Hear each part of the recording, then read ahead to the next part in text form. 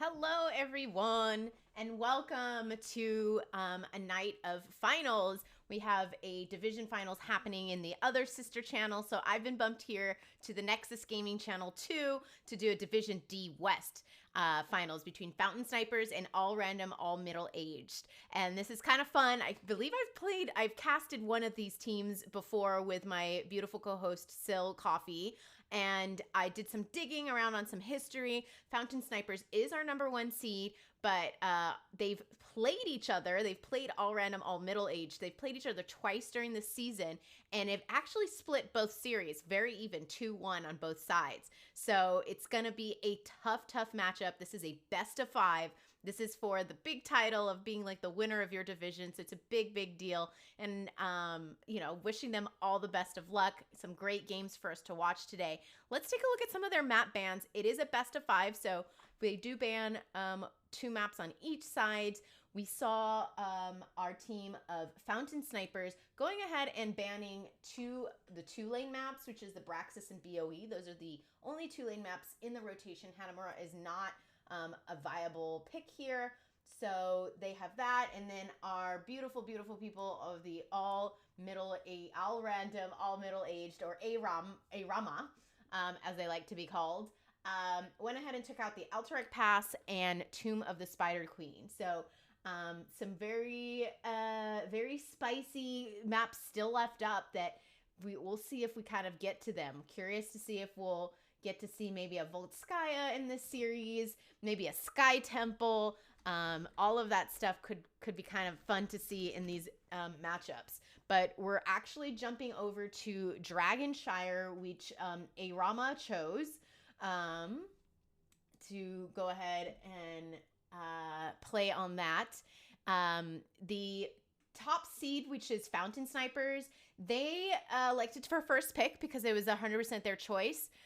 They could go between either of whatever they wanted to do. No coin tosses for the finals. It's sort of like the prize of being the best of the best throughout the season. So cool for them. So we're heading over to Dragonshire, which honestly I've had like a love-hate relationship with Dragonshire in my time playing HOTS in Storm League and stuff like that. I've actually come to really like it lately because it's such a variety of a map. I also put myself in this draft screen. I've totally almost forgot too. Just because, I'm talking here and it's just me. I'm doing casting by myself. I'm Dudettes X, which I don't think I've introduced myself, but you can check me out if you hit caster. Even though it's plural, it's just one of me tonight. And so, yeah, we're going to take a look. I got to make sure that I put my camera in a good place for, like, the draft that's happening above me. So we see a Stukov ban, which is actually, honestly, people don't like the puddles. The puddles can be so annoying to deal with. So I totally respect that. Chromie is a good ban here, too. I was going to talk a little bit about what I think people tend to see on Dragonshire, and it's the more competitive plays that I've been watching. They've been doing a lot of selecting and banning of the Vision heroes, which can be like a Lunara, it can be a Junkrat. Chromie too, she can use her time stops for Vision in that middle of the map area, the fabled Dorito bushes, when you're rotating from bottom to top. So it makes sense when you see a Chromie ban. Maybe it's a targeted ban too. We'll kind of learn as we go. We've got, it's a best of 5, so we've got a lot to discover about these players if you don't know them already. See a Falstad ban. Falstad is kind of in a weird sweet spot where if people are really good with him, he can be a menace. He is a global, and his ult, the Gust, is just disgusting. It can really turn a fight to your favor, or it can really just disengage a fight. And so that's always a good thing that you want to have in your back of your pocket. The Stitches, I'm guessing that's a target ban because Stitches isn't so much of a threat as a couple of the other tanks, but maybe that's what that was. We see Rusty on the side of Fountain Snipers picking up the Anduin. Pretty good first pick. It's one of my favorite healers right now. And then we do see the Dehaka and Rhaegar being picked up on the Arama side by Muffin Man and Poppin' Fresh. So Dehaka is going to give that global, and since they banned one global, they took one off the map. Really, the only one available that I can think of right now is just a Brightwing. There might be another global, like a Zagara with their next Nidus, but Fountain Snipers is going to go into this kind of at a disadvantage with the global being selected on the side of Arama. They pick up Sylvanas and Johanna. Sylvanas really good, played on high level competitively. She has just so much power with pushing lanes, and she can really do a lot of damage and be a menace in team fights too. So, see a Valiban. Maybe we would be matched up well with the Sylvanas on Fountain Snipers. So, but Johanna Anduin tends to be a really interesting combo. Not just so much for the Falling Sword Light Bomb, as I do see people sort of going away from Falling Swords lately. You really need to have a tank that can do engages, and her best engage is Blessed Shield, but it's her Blessed Shield, and then also when she pulls an entire team together, if you Light Bomb a Johanna doing that, like, that's huge CC. So I'm excited to see if Olympico and Rusty kind of pull that off. They did ban the Anubarak, which is a really great tank. It's in a really good place right now. And I understand that ban, but Arama's went ahead and picked up the Garrosh and the Raynor to go along with them, which would be a little tough. Raynor into Johanna on those blinds. But a dominating Garrosh can really wreak havoc in a lane. So let's see if Juggerob has what it takes to be that intimidation. And I did mention a Junkrat before, Silvo Jackal picking that up here. Really great map control because of vision that you can get from Junkrat. Incredible poke from far away. And he can probably like airmail some of the enemy team into his team for damage, or airmail himself out of a sticky situation. That's what we call it when he jumps away. So good pickup by the side of Fountain Snipers. They also pick up a Leoric to lane against either the Dehaka or the Malthael, because now we have a Malthael on the side of Arama. So they're going with the 2 Bruiser comp, trying to put a lot of pressure in the lane. Malthael's not the best at sieging the buildings, so that'll be interesting to see. But you definitely can see the potential with a different approach with the with having two bruisers. I think it's about finding the right combination of the 2 bruisers that work. So I wonder if this is something that they've run before, the all random, all middle-aged, and maybe this they know how to control it, because Malthael can rotate really fast if he takes the talent at 1 that allows him to move faster. And then with Dehaka being able to sort of burrow in at any moment for a team fight, it's going to be spicy. So I'm going to go ahead and introduce the teams, even though we've sort of been talking about them already. On the side of Fountain Sniper, we have Rusty on that Anduin, Silver Jackal dancing away on the Junkrat, Lompico on the Johanna, Mosley on that Leoric, and Meeting on the Sylvanas. I'm going to click over here to our Aramas. We have Poppin' Fresh on that Malthael, Juggerob on the Garrosh, Barber on the Dehaka, Muffin Man healing on the Rhaegar, and Modus Trollin on the Raynor. So let's go ahead and take a look here. A looky poo of what's gonna happen here in the mid till. And I don't have chat up, but you know, if you guys are chatting away, I'll try to keep an eye. Just a lot of posturing in the middle, sort of like who's gonna control and get this first wave to sort of be able to rotate out. Barber tries to stick a tongue. I love it that Mosley came in for a flank on the side with his Leoric, but he backs off and heads up top. So we see the red team heading down bottom. Airmail, Dehaka's going away. Poppin' Fresh is going to be in the 4-man, so this is a Malthael in the 4-man, which can wreak a little bit of havoc. As you just saw there, Meeting had to back off. Oh, Juggerob tossing Rusty. Oh, he's doing his own airmail of Anduin, and oh, he just gets shredded by the team of Arama. Ooh, you just got to be careful in those rotations. Let's go ahead and take a look at the talents. Make sure you guys can take a look there. And we see them continuing to clear this bottom lane. First Sniper's going to head, try to take this camp, using that bumping back to stop, but you know, when they saw Rusty was down, it's actually a perfectly, ooh, a toss of Super Jackal. Oh my goodness, the save by Rusty with that pole. Wampuko has to step up a little bit more to make sure that his friends don't get tossed like that. You should never allow a Garrosh to sort of walk in your backline. Everyone should be sort of focusing on just dismounting him if he's mounted like that. He is a super tosser, as we call him. He's tossing his homies very, very far away. And Barber down here, reach some havoc. Switched it up with our Malthael, who's now up top. Oh, airmail into the towers. Barber's getting hit there. But he says, you know what, I'll go ahead and lick the Sylvanas, bring her over here. But, you know, unfortunately, the Rainer, who's their only damage, is not there. And we see Garrosh tossing his friends away. Just to make it out alive. Look, making it out alive is a victory in and of itself, right?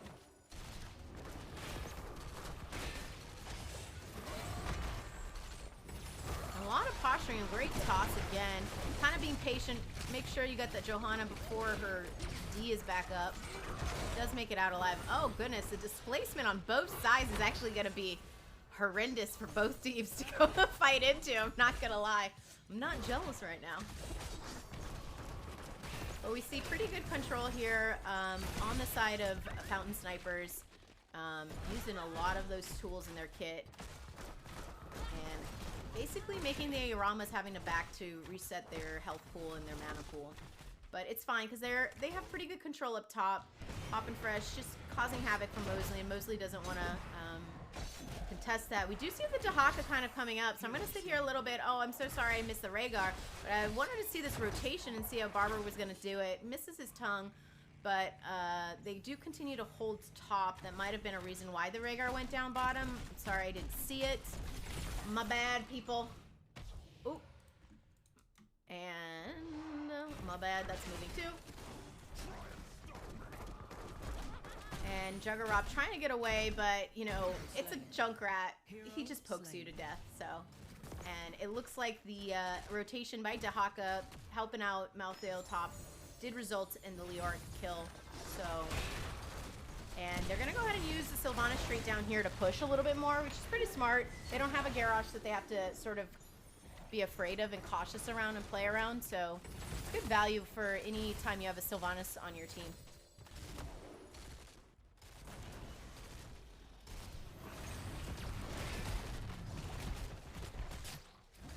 Dehaka coming down to fill in for that absent Garrosh. There's nobody middle, so this should be an easy recap by one of the teams. I do see some fighting happening up top, but you know, this looks way more exciting with the four-man fighting each other. Oh, he was looking to toss that Johanna. Johanna's not the best toss target, and she goes ahead and just, you know, hits her trait. And Malthael winning that matchup up top with Leoric. Didn't want you guys to miss something down here, so I didn't click over. But Dehaka's looking at cap. I think Garrosh looking to hold this until he can cap, and he does. He might pay the price though with his life. Oh, they're trying so hard. What great homies you have. Honestly, Muffin and Modus play that so well, getting in the way of all of those attacks by Fountain Sniper. That's exactly what you want to see from your friends. Take a bullet for me, basically. So we see the Dragon Knight coming out top, and the whole team of Fountain Sniper is on their way, with the exception of Junkrat, so he's going to be left down bottom to defend against the three-man push. They got some gate value up here, but it looks like they're going to go ahead and just back up. There's not much else he can do. Honestly, the best thing that he did was create the space so that his friends can go down here and push the wall here more. They have their 10s activated. And we see a Decimate Garrosh. Definitely see some Last Rites, an Isolation, Ancient Blessings, and we see the big ship going off right now by Rainer. Is not my beloved. Not anymore. The beast is not her beloved.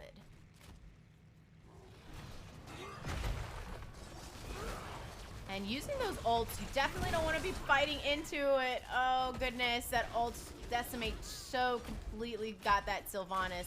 Well played by Juggerop. There's really not much you can do in that situation. The best thing you could do if you are Fountain Snipers and you're in a situation where you're 9-10, just get that 10. Another toss by Juggerab. Beautiful. Oh, that last rights does connect. Poppin' Fresh stacking it up. And they steal this camp yet again from right underneath Fountain Sniper's nose. Oh, what a good pop. Oh, here comes the light bomb. Gets 2 people. The Garrosh and the Rainer, just not much else to follow up. Oh, maybe a miscommunication? Darn, because if Silver Jackal had that Riptire, it would have been huge during that stun light bomb.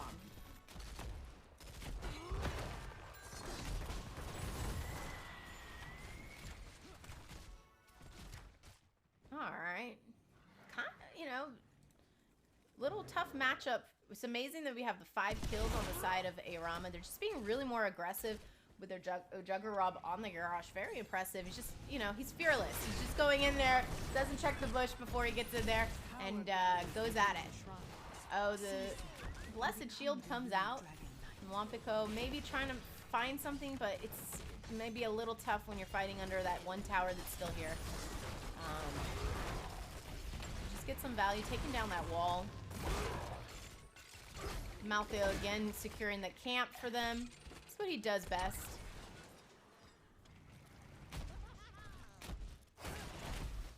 And a little bit of posturing. Oh, Dehaka comes in, tries to get the tongue, but Unstoppable was up. Might have also been a little bit short too. Double root on the Juggerab and Poppin' Fresh. That's one of my favorite talents too. Piercing Light. And we see the battleship go pew pew pew again on the wall of Fountain Snipers down here in bot lane.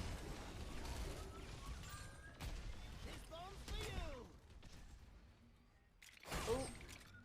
It's like, don't step on it. You know it's there, don't you? So they're holding this pretty tight. Garrosh does not connect with his stun, but Lompico just going straight for the back line. Ooh, the light bomb combo, beautifully done, but oh, Ancient Blessings just saves the Rainer. Oh, they tried so hard. It was really close. Really thought they would have had him there. But good thinking by Lompico. Just, you know, why am I dancing with this Garrosh? Let me just go dance with the back line.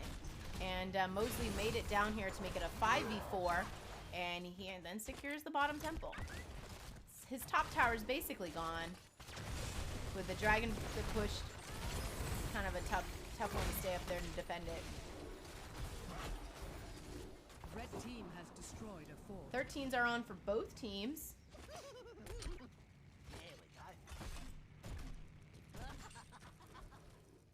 And still just finding it out.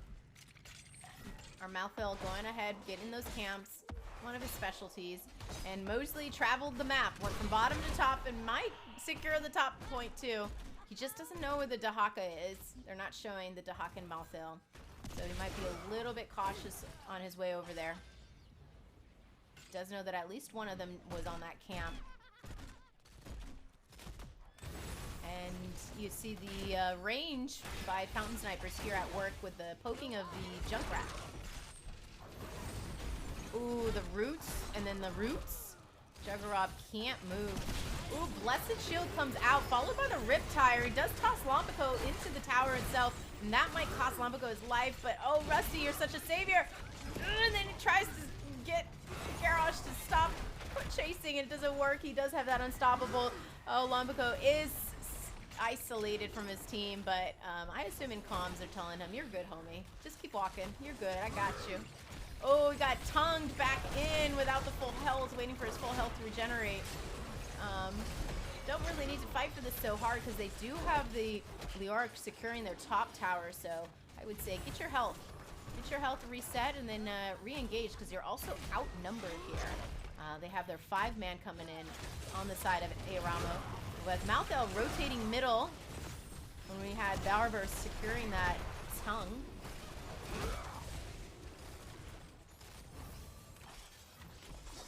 Oof. Lots and lots of fighting. Lompico trying to do something there. Gets tossed by the Garrosh and goes down. No tank. Rusty's light bomb's gonna connect on Barber, who's on the Dahaka, but not much else. Dahaka's definitely a tough one to kill. Dahaka does burrow over to harass Mosley with Poppin' Fresh. Oh, and they do it. Last rites, goodbye. Bummer. Again, that's the power of those globals. The Dahaka was able to really just jump over there and secure that kill. So we see the dragon pushing middle here easily, and then we see the rest of the team of Arama over down here bottom, easily taking down this tower. So you kind of just march down any lane you want. They have all these structures they're pushing. I do think they're gonna maybe rotate bottom. That's what I would do. Bottom does tend to be the lane that most games are won in, because you have all the camp pressure. But it looks like Barber's just gonna walk away with a 38% health. Wait for his team to regroup and then re-engage over here. Juggerop tanking it. Ooh. Not today, says Lompico, but instead you get the toss on the Sylvanas. Got a little too close to that wall. Oh, you just gotta be careful there.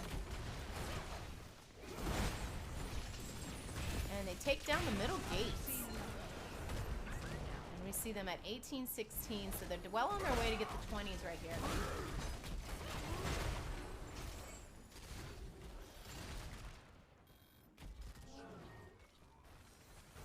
And we see for the third time, Arama going ahead and taking this camp that's on the side of Fountain Snipers. I don't think Fountain Snipers has secured this camp once. That's real domination on the map, and kind of shows that they know what they're doing when they drafted this double bruiser comp. Because they also have the Malthael cleaning up bottom with that camp as well.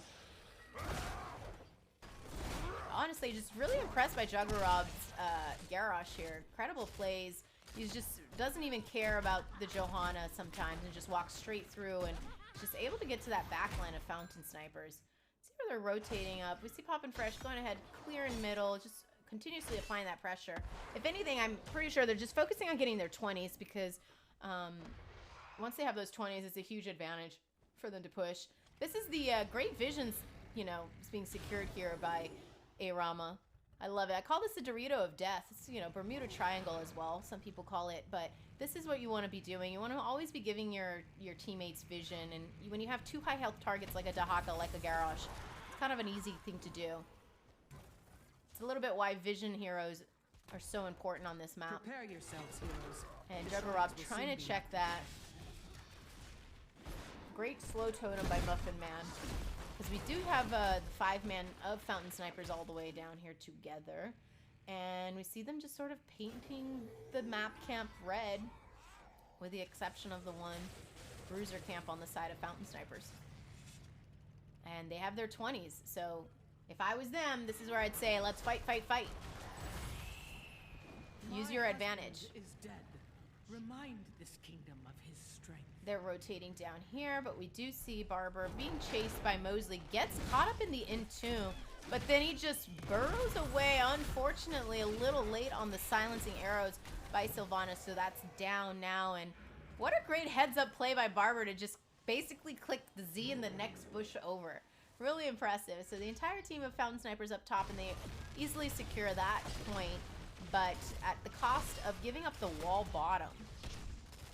Another battleship comes out by Raynor. He's playing with his toys. And they get a good chunk of it and back off. Again, this is where I would tell them, if I was in the comms, I'd be like, let's fight, fight, fight. Because we have 20, they have 18.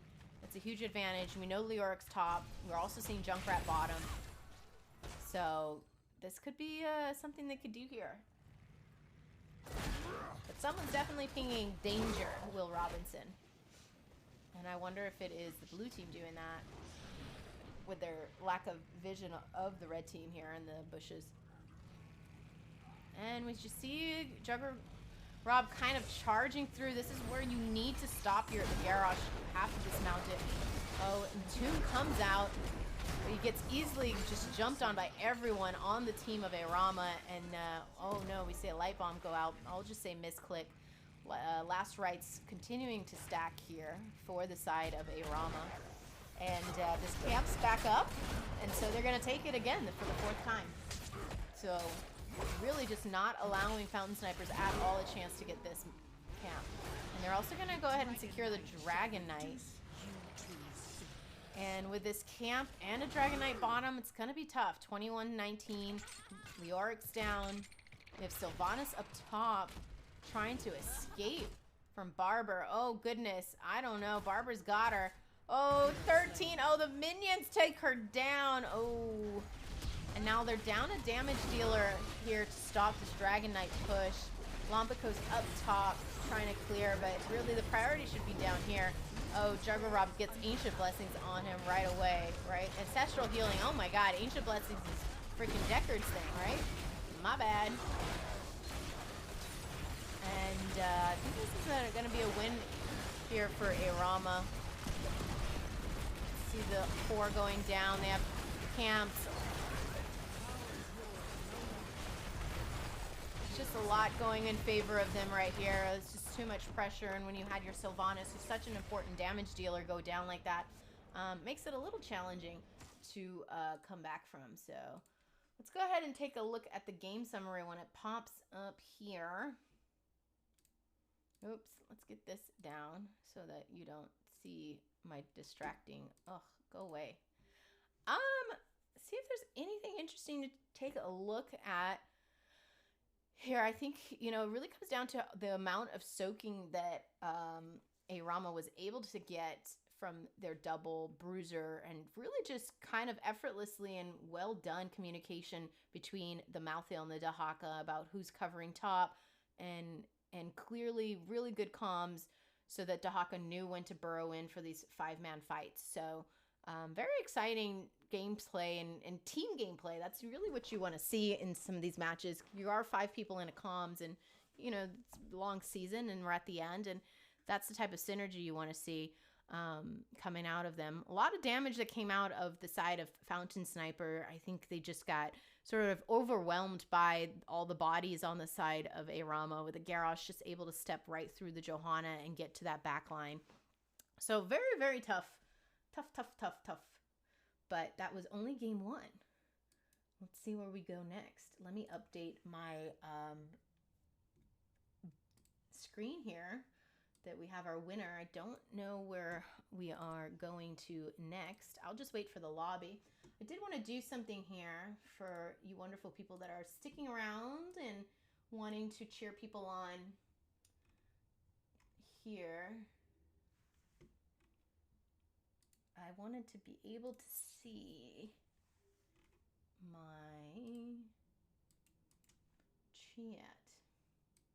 So if anyone has any good comments. Arama. So we have a lot of Arama people. Wait, is it Aram or Arama? They have an A at the end. It's all random, all middle-aged. You guys have to write Arama, not just Arams. They're Arama mamas. No, I'm just making that up. I don't know what they are. Don't want to assume gender.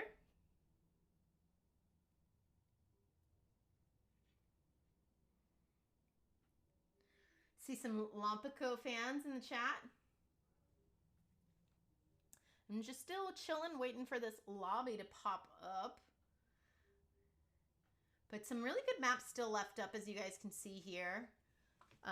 Mostly three-lane maps, which if Arama continues the success of their bruisers, could be a little bit troubling for Fountain Snipers. So they definitely want to think about drafting some percentage damage into them. We do have a lobby set up, and we're actually heading over to Volskaya. I'm pretty sure this is Fountain Sniper's pick. Yes. So let me update my screen here.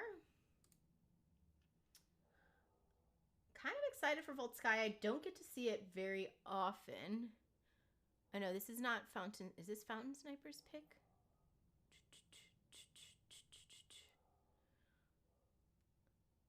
Yeah, Fountain Snipers are picking this one. Oh, middle-aged is supposed to be hyphenated, though? Oh, so middle-aged. Oh, so it's supposed to be 2. Okay, got it. Here, apologies. I will fix it now. I have fixed it, and it should update momentarily.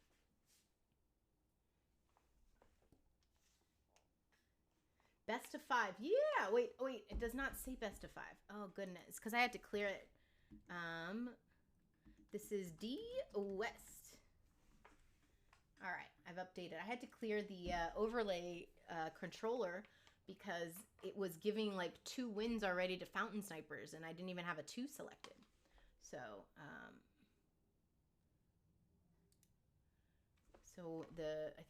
I think it's working now. I don't know why it did that. It might have just been carrying over from my last game. Let me let the guys know that I am ready. R. Oop, I mean, that's an E. My bad. I don't know my letters. But yeah.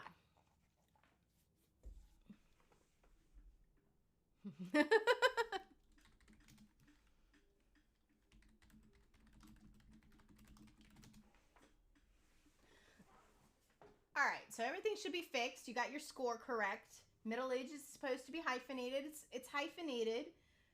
The one Arco, or is it the Larco? Is the one supposed to be an L?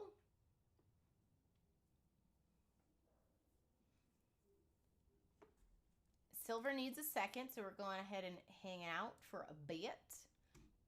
Let them regroup. Maybe he went to the little boys' room or big boys' room. But we're just chilling. We're chilling. Got a lot more playing to do. This is going to be fun in Voltskaya. It's become such a unique... Every time you hear a Rama... But here's the thing, Dingo. They told me to say that when we did the pre-game stuff. Okay, so you guys just want to get wasted is what I'm hearing. So got it. Let's think about Voltskaya. Voltskaya is like this weird map that when we changed the fountains, how they operate, it sort of changed a little bit of the strategy of the map because we used to get the big robot middle and then hike up top so you can take down that fountain. Now you can no longer be fountain snipers on this map. So it's kind of interesting to see how everybody treats this map differently with those changes. Sometimes I actually see them push bottom because I feel like bottom becomes such a more important spot on this map. It tends to be a little bit of the lane that I see one more because you go from, middle, top, and then bottom. It's Saturday. I know. I'm sorry. Forgot that it's Saturday. So you can do all the drinking you want, good sir. Cheers.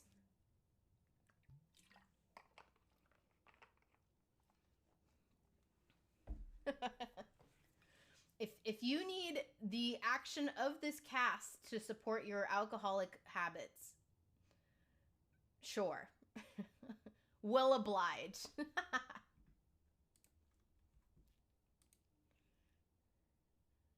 All right.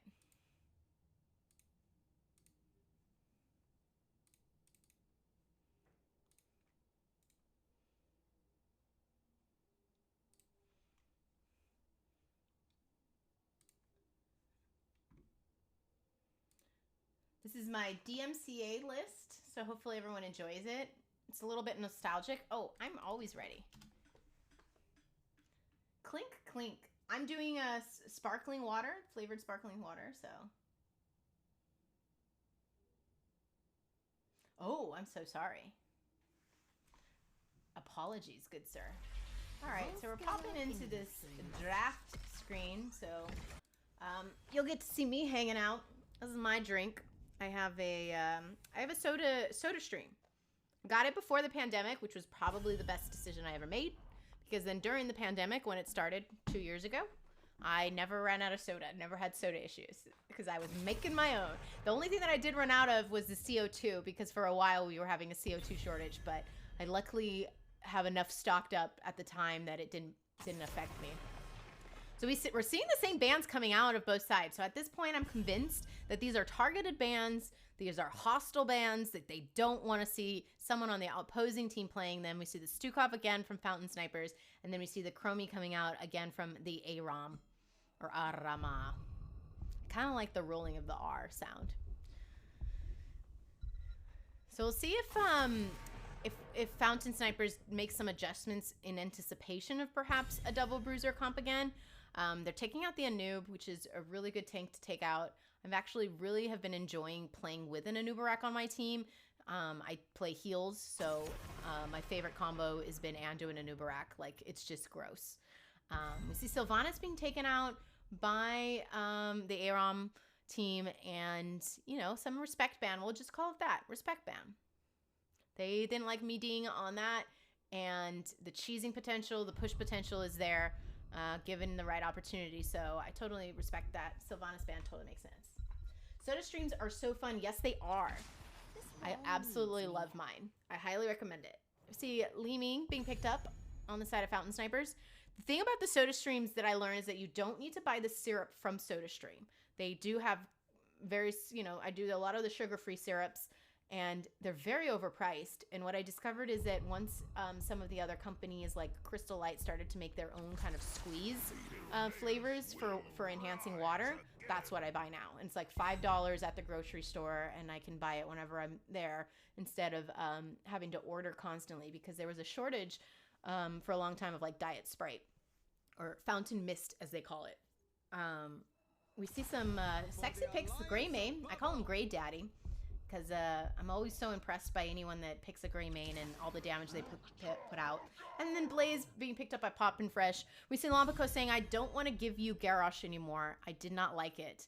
So he picks up the Garrosh with the Anduin, which is a really good combination. An Anduin root with the Garrosh toss can just be just gross. So Light Bomb the Bugman, so good. Yeah, totally Slice. That's my MO. Fortified with vitamin R. What's vitamin R? I didn't know we had that many vitamins. Good ban on the side of Aram, the Tychus. So they might be thinking of some big thick boys. You know, there is that two-headed creature that nobody likes to play, but it's a good ban anyway if you're looking to take some high health heroes into this matchup. Or even just the robot itself too. High health target, so Tychus could really just burn him really fast.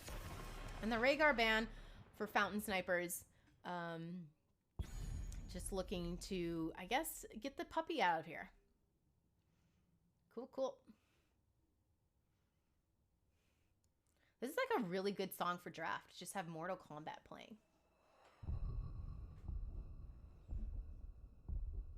Get the teams hyped. See Juggernaut picking up Muradin and Muffin Man healing on the Lucio.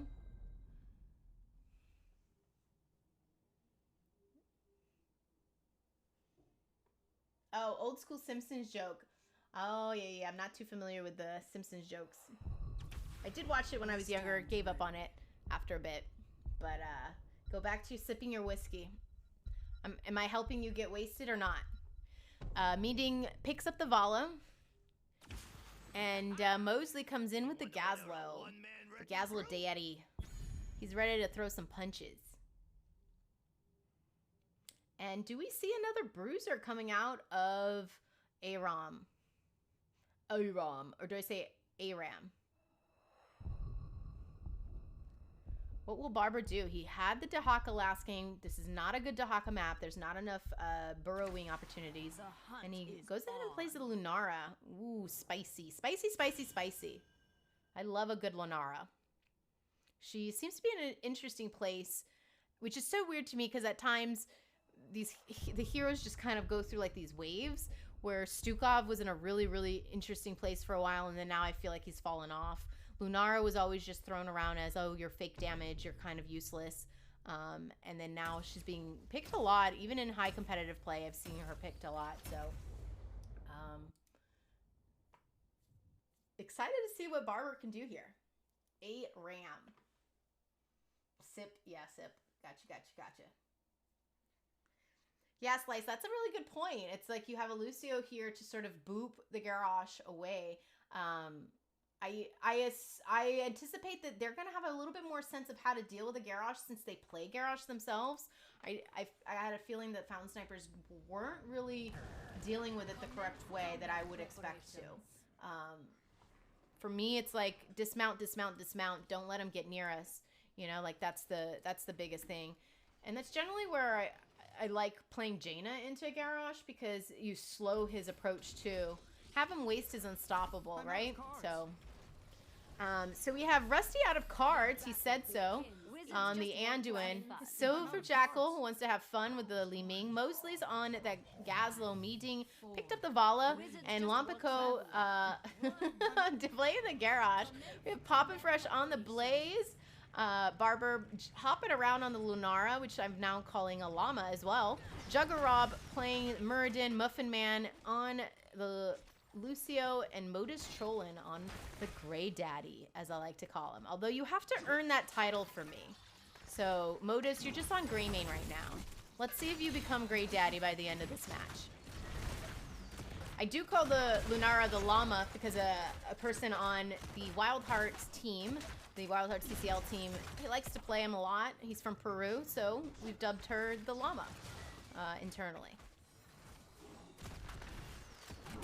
And just you know, you see these rotations. So this is how this map's generally played. It's their middle to top, going back and forth, clearing the lanes. You know, you see a lot of the poking in the middle. ARAM has the advantage, in my opinion, because they do have a lot more vision with that Wisp. Oh, I'm sorry. Let's take a look at the talents. So we do have the increased vision on that Wisp. We have a Li Ming who's going to be looking for those globes. So Lompico's going to be putting himself out there for his homies. And our Vala is stacking her AAs. So she does not want to be dying. I do like that they went ahead and Fountain Snipers are immediately on that camp to get their gun. You know, those spawn at 1 minute, so pretty good timing. So they can secure it. And Lompico just trying to freeze the lanes a little bit. We see a Greymane on the side of ARAM going ahead and doing that. They're all down there. Juggerob, are you stacking Guitar? Okay, he's not stacking, but he's just like enjoying life on the side of that map. Like being on the enemy side.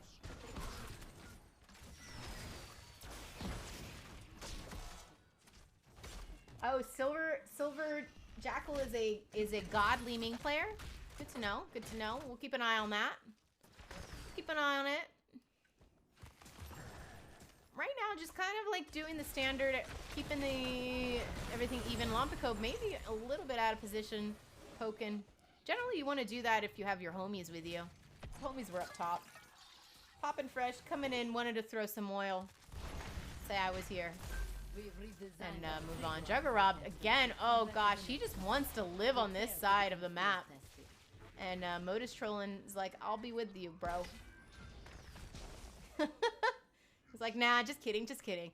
He feels like that little pest like at school that just keeps poking you and then runs away. And Lompico catches him, but he's not the best target for a toss. He did save his jump to get out. It's a huge key when you're playing Muradin. You don't want to use it to engage. You want to use it to have an escape, especially when you have a Garrosh you have to deal with. Misses his stun. Ooh, but Silver Jackal just blasting what I call the pizza pie on Muffin Man. Yes, I know it's called an orb, but I like to call it a pizza. Depending on the skin. I feel like they should have like a delivery pizza skin for her, and that the orbs look like pizza pies coming out. I think that'd be cool. Ooh, Poppin' Fresh gets tossed in. Ooh, good for him. He didn't hit Lompico with that slide. That's exactly how you want to play that. You want to get out. So we have 4 members of the team of Fountain Snipers down here, and they're like, sure, go ahead, take that point. We'll just take the wall, which is a lot more value sometimes with these types of objectives. And a lot more vision for ARAM because they're putting also their jukebox right here. It's giving them vision of this bush so nobody can really hide in it. They're a vision-y team. Lompico realizing that he's totally seen. He's got that red eyeball over his head. And we're back down here. Spinning around on this point forever.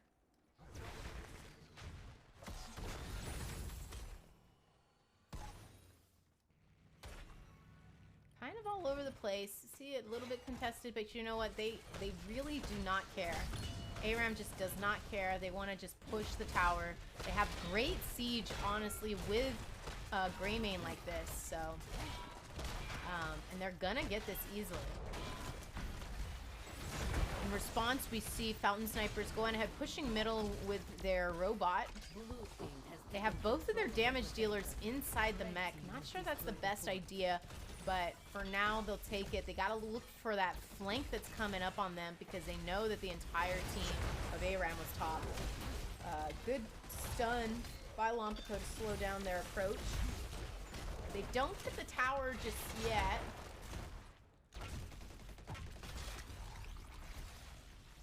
So, looks like we're gonna go ahead and take this big robot machine up top. Lompico clearing the waves, but now kind of finding himself surrounded by the team of ARAM. So much damage. He drops his healing potion, or healing thingamajigger. It's the technical term, guys. Mosley came up to kind of support the homies, but he's going back to soaking. It's a really bad, unlucky place to be.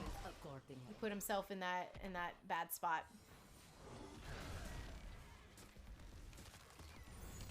And see them rotating back down here for the soak. They're getting 10s first this time, Fountain Snipers are.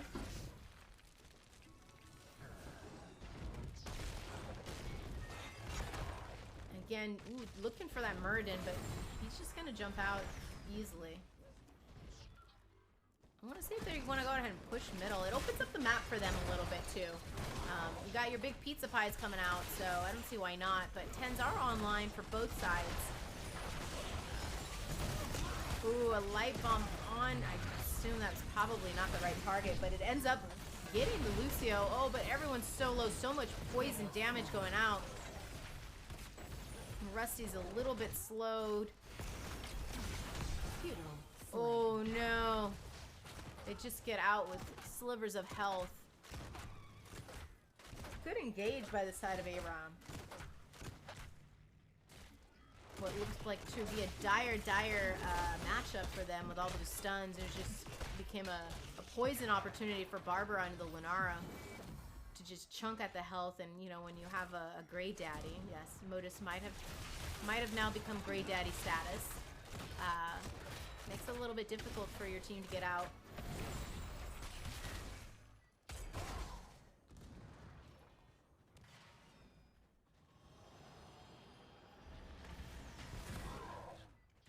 Well, looking at the talents, not seeing anything too different. We do see another Decimate, so no taunting going on in both of these Garrosh plays.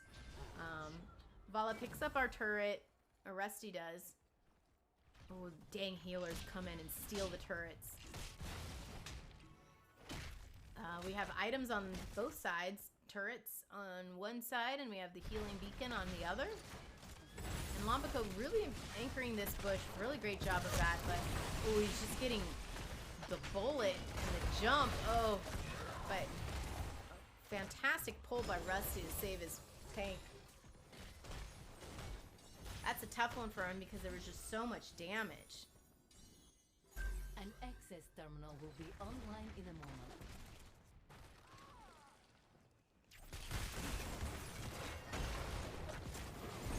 Ooh! Darn, the homie bunker comes out and saves him from any light bomb being applied onto the blaze there. Really quick play. And Lompico just being harassed. See, this is the biggest difference, I would say, between playing the Garrosh on this side versus the last one. Is that, honestly, the Lunara is just applying these she has her Thornwood vines, and it's easy to apply those, and then so easily to just hit your W that slows them, and because that's what you want to do. You want to be disruptive to Garrosh's free movement, so that he can't just approach your teammates and attack. So, we see them trying to look for a gank on the Blaze. Blaze is one of the most difficult. Oh no, that was anti-synergy. Jackal pushed him out of the stun. Blaze is one of the more difficult offlaners to sort of gank. But they're all up here, which means nobody's down here. And they're gonna just keep pushing it. And you know what? I approve. If the enemy team's not gonna respond to these pushes, you might as well take advantage. So good for them. ARAM going ahead and seeing what's happening. This is not a trade you want to make. You are losing more than what you are gaining up top, and this is not at all a trade that seems fair. So we see them backing up right now. Mosley's going to stay to keep pushing, but look at this. They're losing their keep already. Oh, this, again, not the trade I'd want. This is half health. Very close to dying, creating that win condition for ARAM. And dismounting the Garrosh, beautifully done by Barber. And we see a lonely Gazlowe on the point.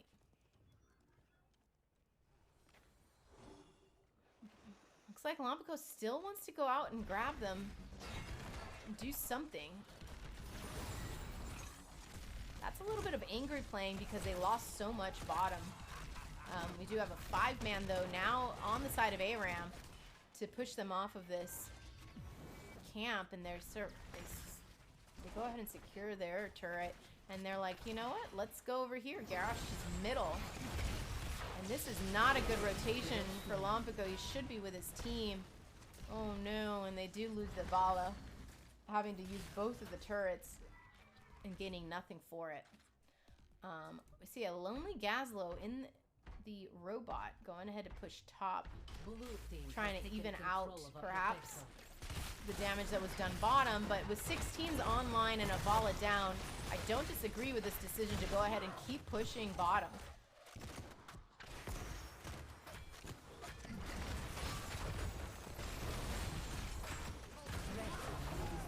See this, the shield coming out of Lucio, just help all of the homies come out of this easily, and they want to respond now to the Gazlowe push because Blaze is not a hero that can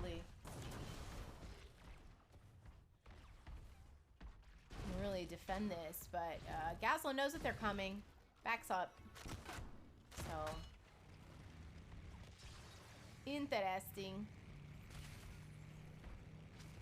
Maybe looking for some value middle since they have so much of the health of this fort already down. You just gotta use your mech. Good stuff, good stuff. Now this is good. Now you're at 16s, you're even talent tiers. Ooh. Great toss by Lompico. Follow up by Vala, but oh, she just gets melted. Oh, the gravel bomb misses. Mosley stuck in the mud. He pays the price with his life. You could say that they're a little bit of a mud comp. You know, you have the oil spill from Blaze, but you also have Lunara slow. So some of us call it a mud comp. Just slowing down any movement from the side of Fountain Snipers. And just being relentless on the Lunara. Grey Daddy doing his business. Really great teamwork, I have to say, on the side of ARAM. Moving together. There's not much else for the offlaner to do. Lane's so pushed in their favor. But you have to give credit to Fountain Snipers because this is pretty close still, XP-wise. You wouldn't guess it from the structures that you're seeing on the map in a 5-to-2 kill ratio. But they're keeping it close.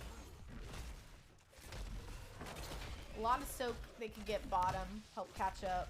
But it looks like they're looking for this fight before 20s. And Lompico gets completely shredded.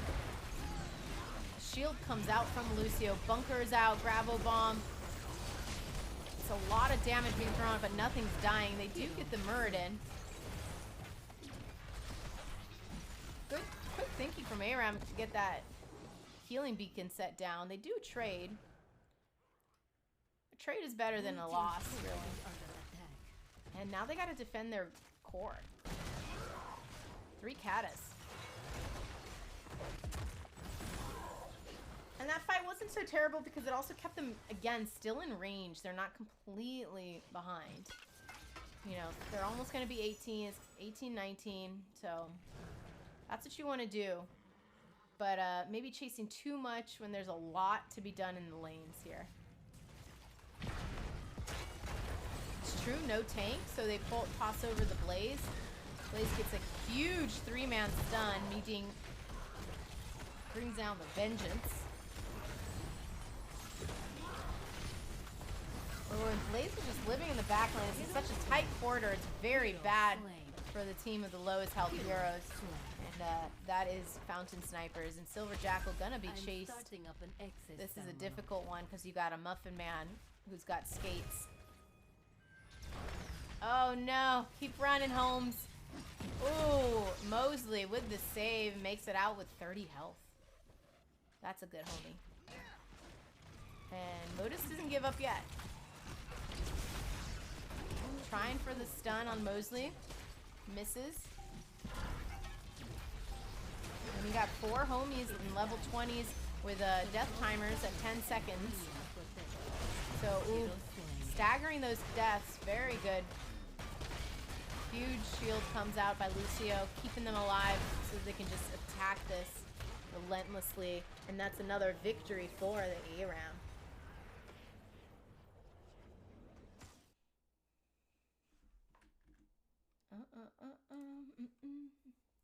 Yeah, I think you guys are absolutely right. Seeing that missed talent, the Unstoppable, could have really helped to cleanse also some of the slows that he was getting caught up in, that led to so many opportunities where he almost got killed or killed. So he did die twice, so it's not too outrageous, but yeah, when you're trying to make it out alive and you're the tank, it changes the dynamic of any team fight anyway. So having to always back to reset for health is not ideal for your tank.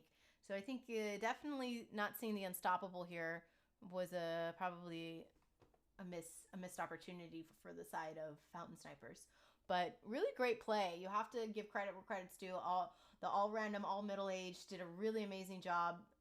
They played the map very differently than what you would expect. They did not capture a single robot. They did not care. And that's a little bit of where that map is in the state of the game right now. It doesn't matter if you get the objective or not. You saw the value that they got pushing top, then pushing bottom when Fountain Snipers were not responding to them. So I think really just a better macro game sense in that match by the all random, all middle-aged team. So well-deserved win. So let's go ahead and take a look at what's left for us to play on.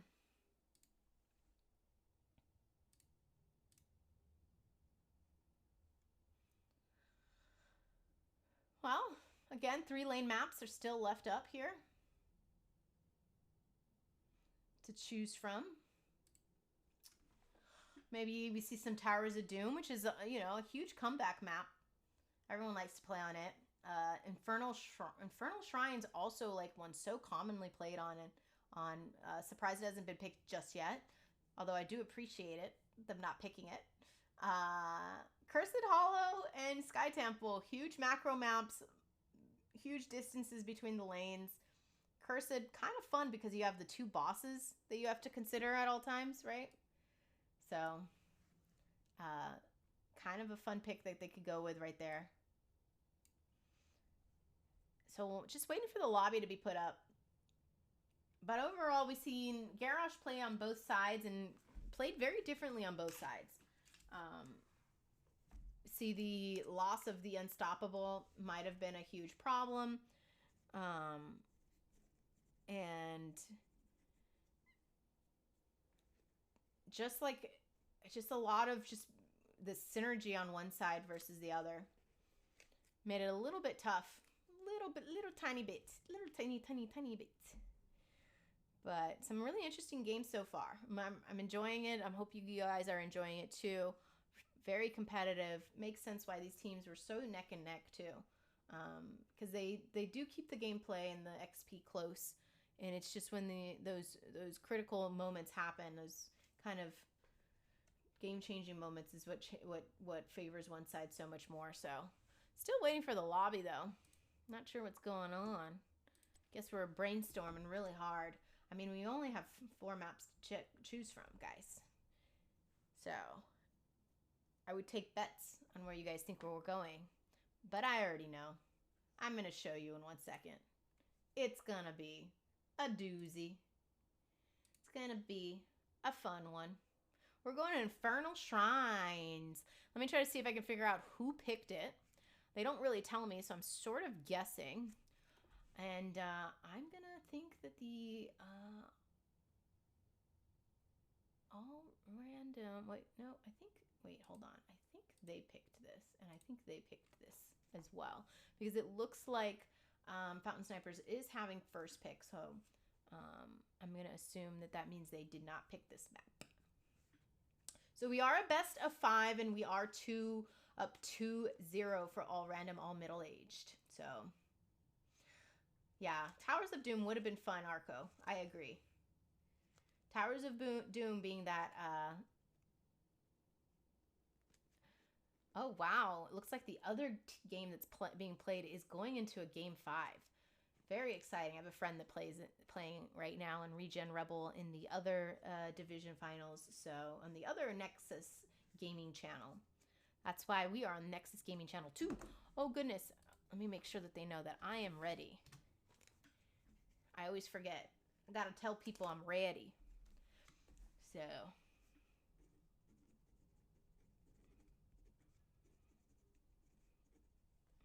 All right, so I want to check in with Dingo. Dingo, how drunk are you now? Have I said ARAM enough or not enough? Because I can work on that for you, sir.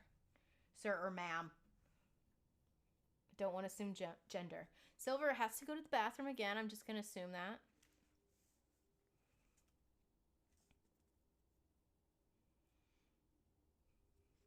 We're just waiting for our players to go ahead and ready up.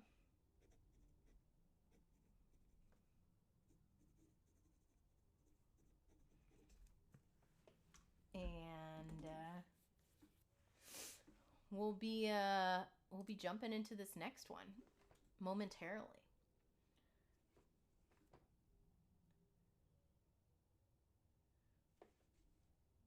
Momentarily. Not nearly enough, sir, ma'am. I agree, sir, man. Get to it. Cheers. Whiskey it up.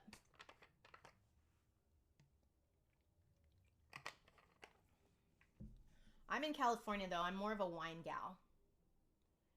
Because we have the wonderful Napa Valley wine country. So...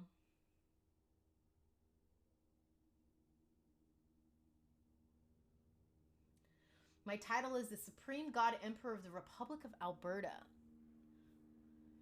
Okay, my lord.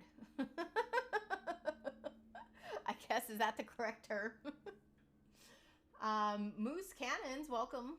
Come on, Fountain Snipers, turn it around and win this. I think they have it in them, Moose Cannons. You're absolutely correct. You don't become the first place seed if you don't have it in you, and these teams do have a history of going 2-1 during the regular season, so anything can happen. This is a best of 5, so anything can be changed around at any moment. We will be going to very odd and maybe not so popular maps if we do continue on them. We'll say that.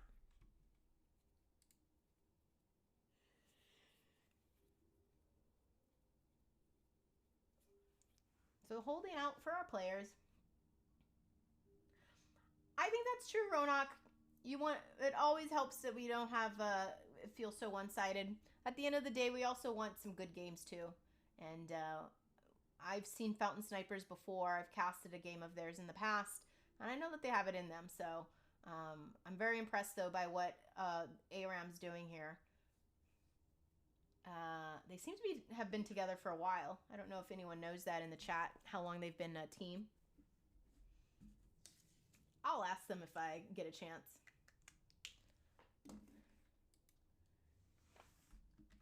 Me ready.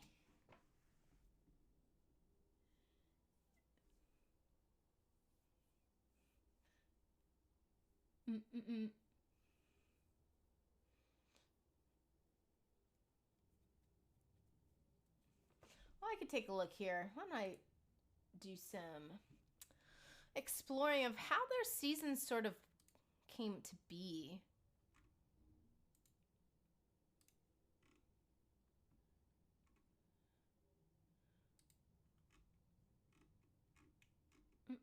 Wait, Arco, are you on Fountain Snipers? I do see your name here as maybe the 6th man or 7th man.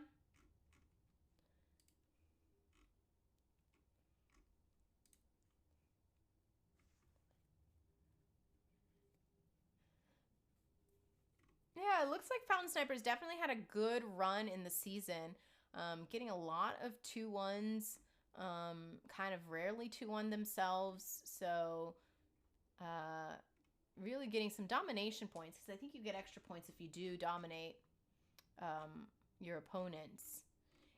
Aram, who I will say, my one beef about Aram, it seems to be, is that they did have a logo uploaded to the files, but I do see a logo here. Hold on. Can I put this in so that they can correctly be represented? Because now I see this logo here. Can't click on it for the website. Unlucky. I really would love to put their weird-looking Deckard. Let me see if it's on the Nexus web, like Discord. I had no idea they had a logo because I was just going off of the assets that they give us, and I think it was given to us at the beginning of the season. Maybe I should go back and look. Oh yeah. Waiting for them. Oh no, they were waiting for me. All right, so we're going to go ahead and launch into this draft.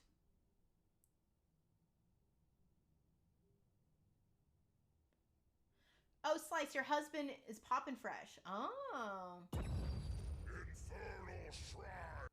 We're heading over to Infernal Shrine's drafting screen now. Oh, Chosh Bucket wants you to distract him. Oh, Chosh Bucket. Well, I'm very sorry that I wasn't able to get the logo, the correct logo, for them up at the top of the screen. That Nexus logo was the one that was put in its place. And then I see on the Nexus Gaming website that they do have a logo, so bummer. I would have loved to check out this Deckard.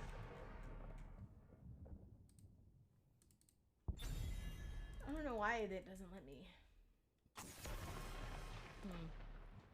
All right, so we're seeing the same stuff banned again. We'll just assume that these are targets.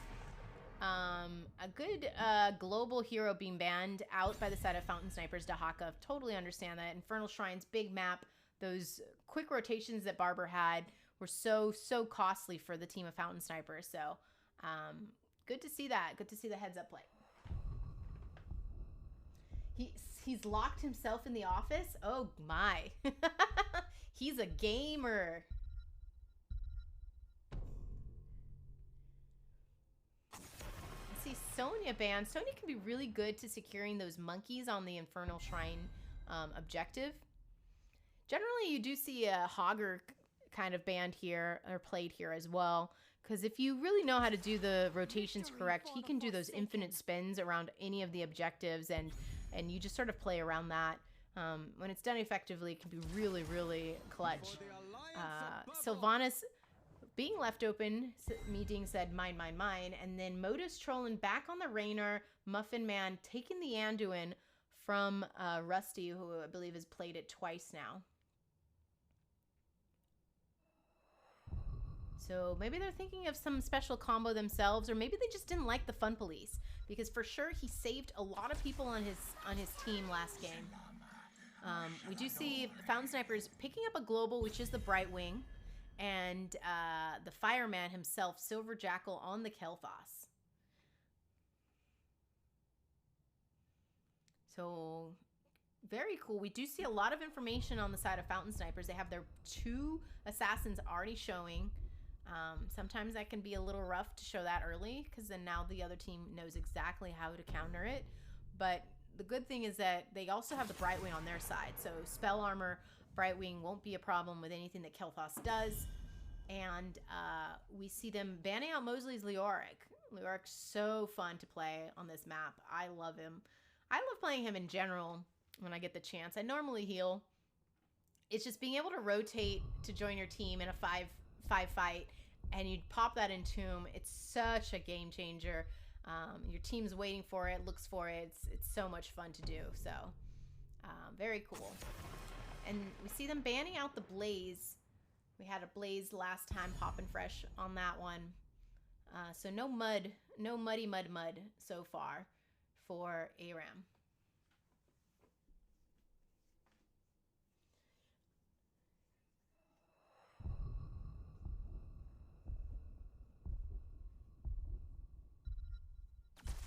Frozen throne.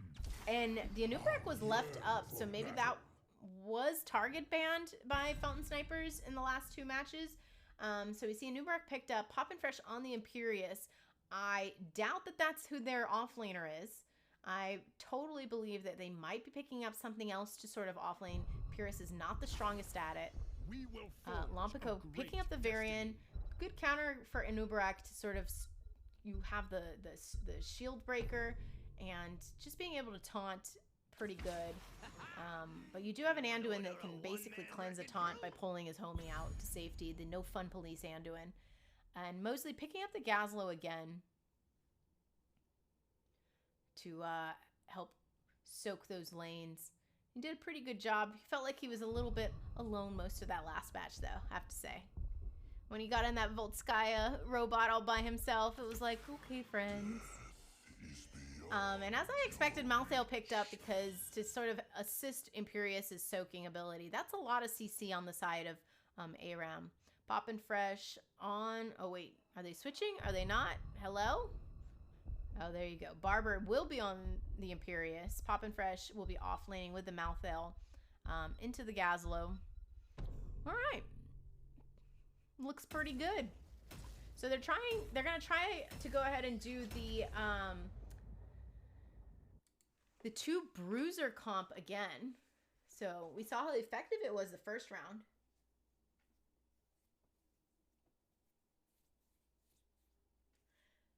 And this is a best of 5. So it could be our last game of the night depending on how it goes.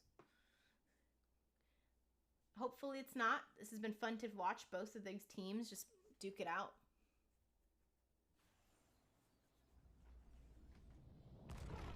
Prepare yourselves for battle, heroes. All right, so on the side of Fountain Snipers, we'll go ahead and start there. They are the blue team. We have Silver Jackal on the Kel'Thas, Lampico on the Varian, Mosley again on his Gazlo, Rusty on the Brightwing, Mayding on the Sylvanas that got let through. On the side of ARAM, we have Poppin' Fresh on the Malthael, Muffin Man healing on the Anduin this time, Barber Pokey with the Imperius, Juggerob burrowing through the map on the Anub'arak, and Modus trolling back on the Raynor. Taking a look at some of the talents here. Nothing too out of the ordinary. Do see the Varian going Lion's Mom. Do expect it to be a taunt Varian for this to really be kind of like the blow-up comp that they're looking for. They do have some good change CC that they can do with that, with Silver Jackal, you know, maybe throwing out his little tornado and after following up on a taunt like that. Oh, they bunched up and became perfect targets for Juggerob. Oh, goodness, my. Oof. That was honestly 100%. They just bunched up. And when you see so many of your squishies kind of stepping up that far and together, you can't help but burrow towards them. And Barber was right there to follow up with that spear. You really don't want to engage too hard if you're Fountain Snipers. You don't have a tank. And you don't have a tank. Now, really, because he is now back at the Nexus home base.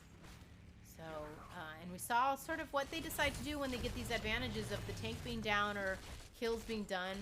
And they go ahead and invade the camps that are on the map side of Fountain Snipers. I think they're just not playing. I think they might have just forgotten that Varian is not a tank yet. And so you have to play it safe or you can't step up like that. He doesn't have taunt. And it looked like a poorly planned, decided engage middle when they got double killed both of their squishy assassins. So the ring around the rosy of the camps, part of the, you know, we call it our deadly triangle here. There's always triangles in this game, right? Lots of triangles. picking up the enemy team's camp and now going ahead and securing their own. We don't have an exterminator. We have an ace in the hole Raynor, which he did last game as well. And seeing them sort of chase. Oh, Taunt finally got picked up, and it cost Popinfresh his life up there. Bad rotation, but follow-ups by the 4-man of ARAM ends up getting the Sylvanas. Just needed to E away a little bit quicker. And they're going to go ahead and get this third map. And we see Barber making the decision to go Soak. That's good communication by the team there. You have your Malthael, who's still kind of coming up from the dead. And so you're not missing Soak. That's how good teams communication kind of lead to. Yes, Anduin committing patricide.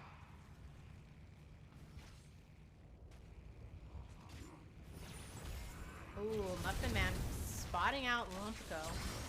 They sort of engage on that, but no need, no need. And we have our first objective up, and they immediately channel it down here at the bottom lane. I do like the decision by Fountain Snipers to go ahead and secure that top bruiser to provide some extra push in the lane that they are not in.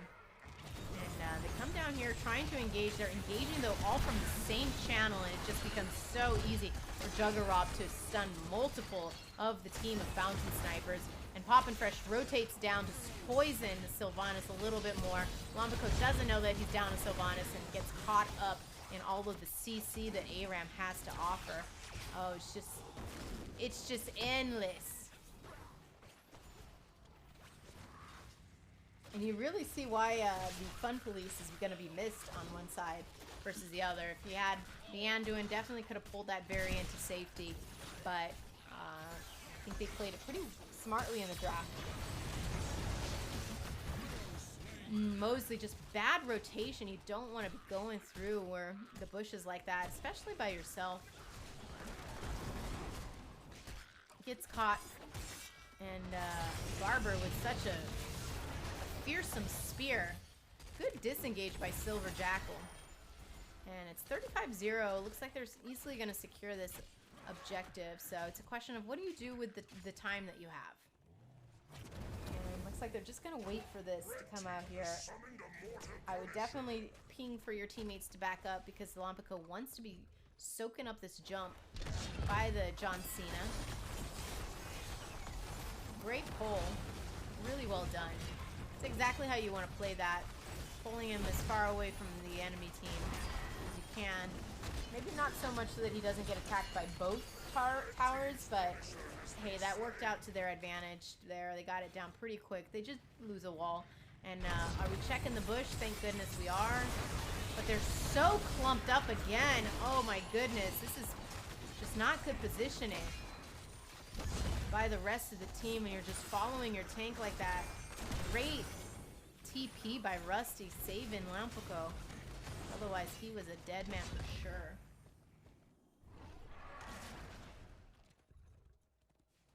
Yeah, Barber's definitely making some kebabs here out of the Fountain Snipers.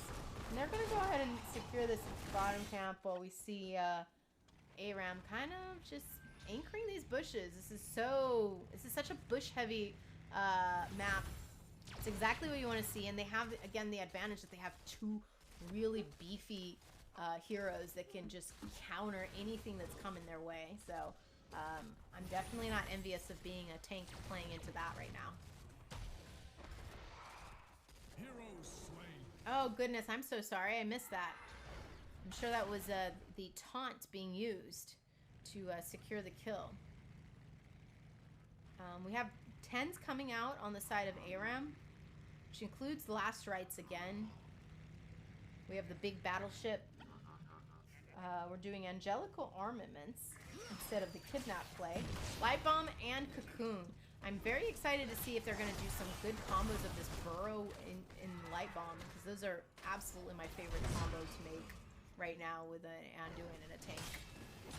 I have a great tank player on my team, and he just says Light Bomb me in 3, 2, 1, and that's how we communicate it. And it works every time. Because I Light Bomb, he stuns, and then I follow up with a Root, because I too take this Piercing Light. I see Lompico trying to anchor some of these bushes for his team as they're doing some damage down here at the bottom. And really just don't think they're getting enough value from the Sylvanas pick with the Black Arrow. I haven't really seen her be able to step up and really just take down some of the buildings. But they're looking to get up on Poppin' Fresh. They're just a little too late. He sniffed it out well. Good instincts on his behalf. When you don't see the enemy team, you definitely don't want to be out there on an island. But we've seen this before, right? Where they all rotate top and they basically want to trade and give up bottom.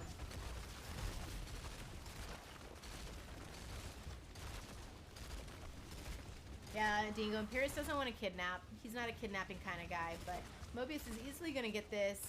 It looks like they're just going to trade. And we see red team kind of pushing middle a little bit, trying to get a little bit more value, because now the jump, if they get this John Cena, it's just the Punisher, it's just going to not have any value to have them jump. And they're going to be able to follow up. I would be very, very scared if they got this again without a wall, because you know the Anubarak can just burrow onto the target that gets jumped by the Punisher. And we see them securing this camp to apply more pressure onto the Fountain Snipers. It's going to help them get 13s a lot quicker.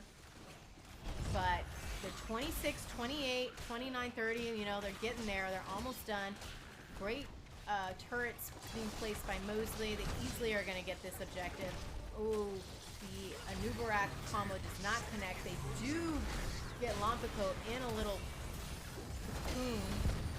He uses the Protect to sort of survive some of this damage. And they're chasing Juggernaut, but he's getting healed up. And Barber kind of stepping in for his homie. Ooh, what a beautiful Q. Some people don't remember that you can Q through the walls. And Barber gets out alive, but he's on fire, and Muffin Man's like, okay, I'll stand next to you. Oof. Not the best. And I guess we saw, the Rainer sort of die to the Punisher up here. Juggernaut did not make it over the wall, put him in a really bad spot. Great taunt, great follow-up. That's what you want to see. When they're in the 5-man, they can really do a lot of damage. I think they really, really, really do need Gazlowe extra stun to sort of help secure those kills that the Varian is taunting. And they're just doing some good work right here. And they got themselves a fort. And now they're looking to take more out of Aram.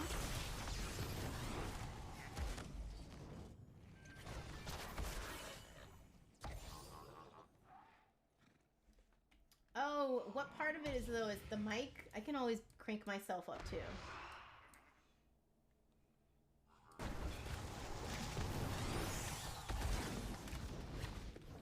Death is the best CC, says Dingo. You're right.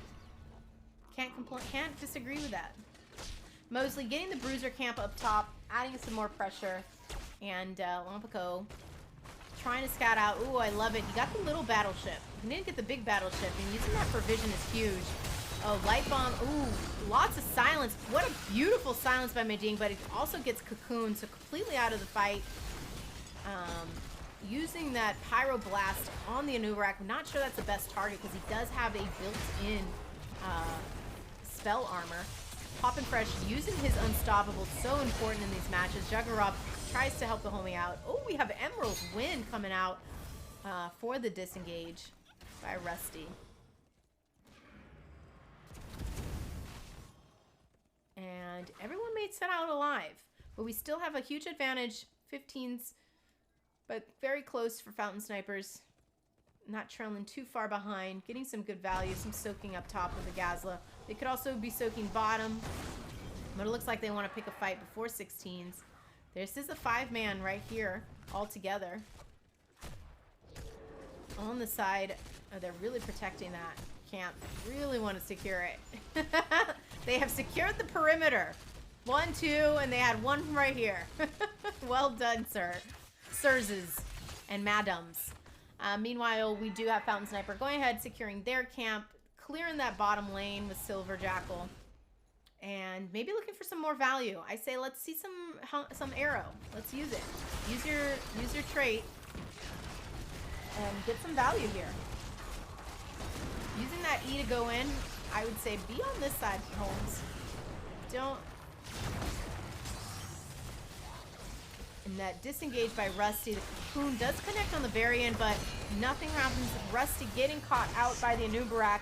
Oh, and the silencing arrow really does help to slow down that push that they were trying to do with the light bomb. Lombico protecting himself.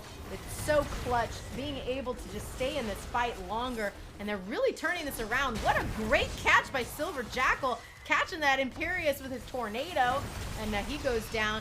Oh, Sylvanas a little bit too deep, but gets the fort. Let's call it worth, and they're getting value in the middle lane by that camp that they secured. And now they are looking pretty good here. I think we've got ourselves a match, guys. Let me know if the volume is still an issue, guys, because I wasn't aware that if it's my volume or if it's the volume in general, because I don't have access to actually tamper with the channel specifics, but I can tamper with each HOTS, my mic, and my Spotify music. I can bring them up a little bit louder, so.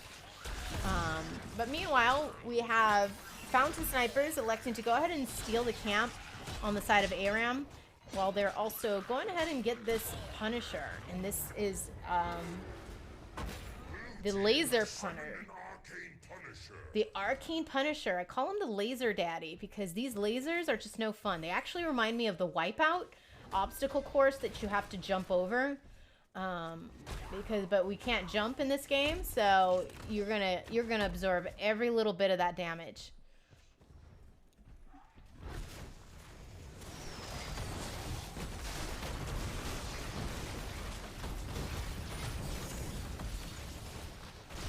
I'm getting a lot of good value here. Wondering if we'll see a little bit of the arrow coming out from Sylvanas. They do cocoon the Varian probably a little bit too early, shutting down that tower so that your Punisher gets a little bit more life.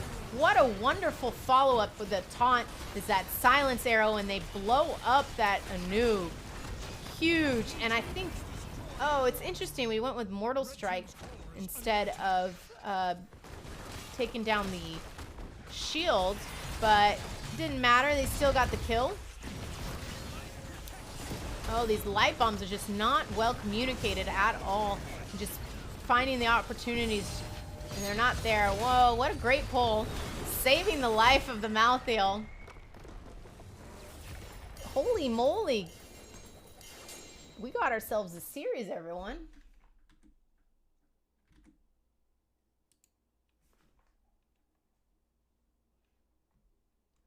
I think they've woken up, is what I'll say. And it's good to see. I think they played a lot better, a lot smarter. We'll just say that the first minute of the game didn't count. Not enough range damage, but they did win last time, Slice, when they didn't have enough range damage. So I think the CCs, they were able to connect on the side of Fountain Snipers, and that's really what was the game changer. You know, the silencing arrow, following up on the Varian stun, and when Mosley was able to join some of these team fights, he was able to also put down an explosion that stuns the enemy that was targeted by the taunt. So I think when you sort of have your communication of your layered CC there, it works. I have to say that it looked like the light bombs that Muffin Man was throwing out just weren't in sync with what his team was thinking and doing. Maybe there's a little bit of a failure of communication on that side, I would say.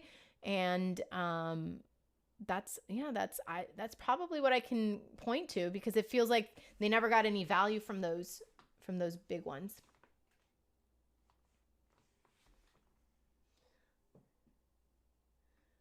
Probably needed Exterminator. You're probably right. Let's take a look. Sometimes I forget. It's 12% damage to stunned or slowed heroes. So who do you have that's stunning or slowing? You do have the Empyrean stunning and slowing. You do have the Anubarak stunning. I think Malthael slows a little bit as well. So you would think that they were sort of banking on that value. I think the Executioner would have been more so for maybe securing the points faster. But I don't think that was 100% what they wanted to do. I think they were trying to be a blow-up comp with the chain CC that they had sort of planned. They have 3 chain CCs there. Really only 2 of them felt like they were landing. The light bomb just wasn't connecting at all. So I think that, to me, that just felt like maybe a miscommunication and not being clear. That's true. The Exterminator could have helped to burn the Punisher a lot more. So let's go ahead and go to our maps, because we do have the next one up. So when I transition over to join the lobby, I'll have you guys sort of check this out while I update the stats, so you will see where we are going in real time. So we had Fountain Snipers. Go ahead and win that one. And it looks like ARAM elected to go ahead and pick first. So we have the pick of Towers of Doom coming out for Fountain Sniper. Oops, not when count they picked. So this is going to be fun. This is the comeback map, because anything can happen to change the tempo of this game. On this map specifically, it's to me, it feels so robotic on what to do, because you have an offlaner that's double soaks top and bottom, and then you just have your 4-man pushing for the camps, pushing bottom, things like that. To me, I feel like it's too over-planned. So it's not a favorite of mine, playing or watching, because it feels like, okay, we already know what's going to happen. There's only so much that can happen, because it is, you know, a little bit smaller in what you can do. There's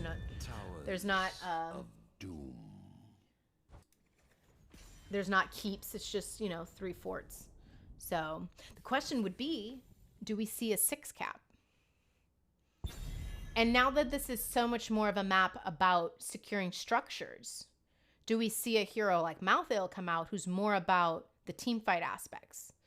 Because Malthael, although he's good at soaking the lanes, he's terrible at siege.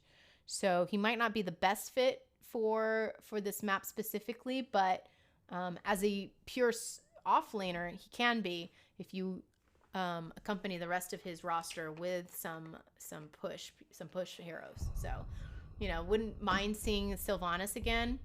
Although I think we're gonna get a Chromie and a Stukov ban right off the bat. But Sylvanas, definitely a really strong hero here.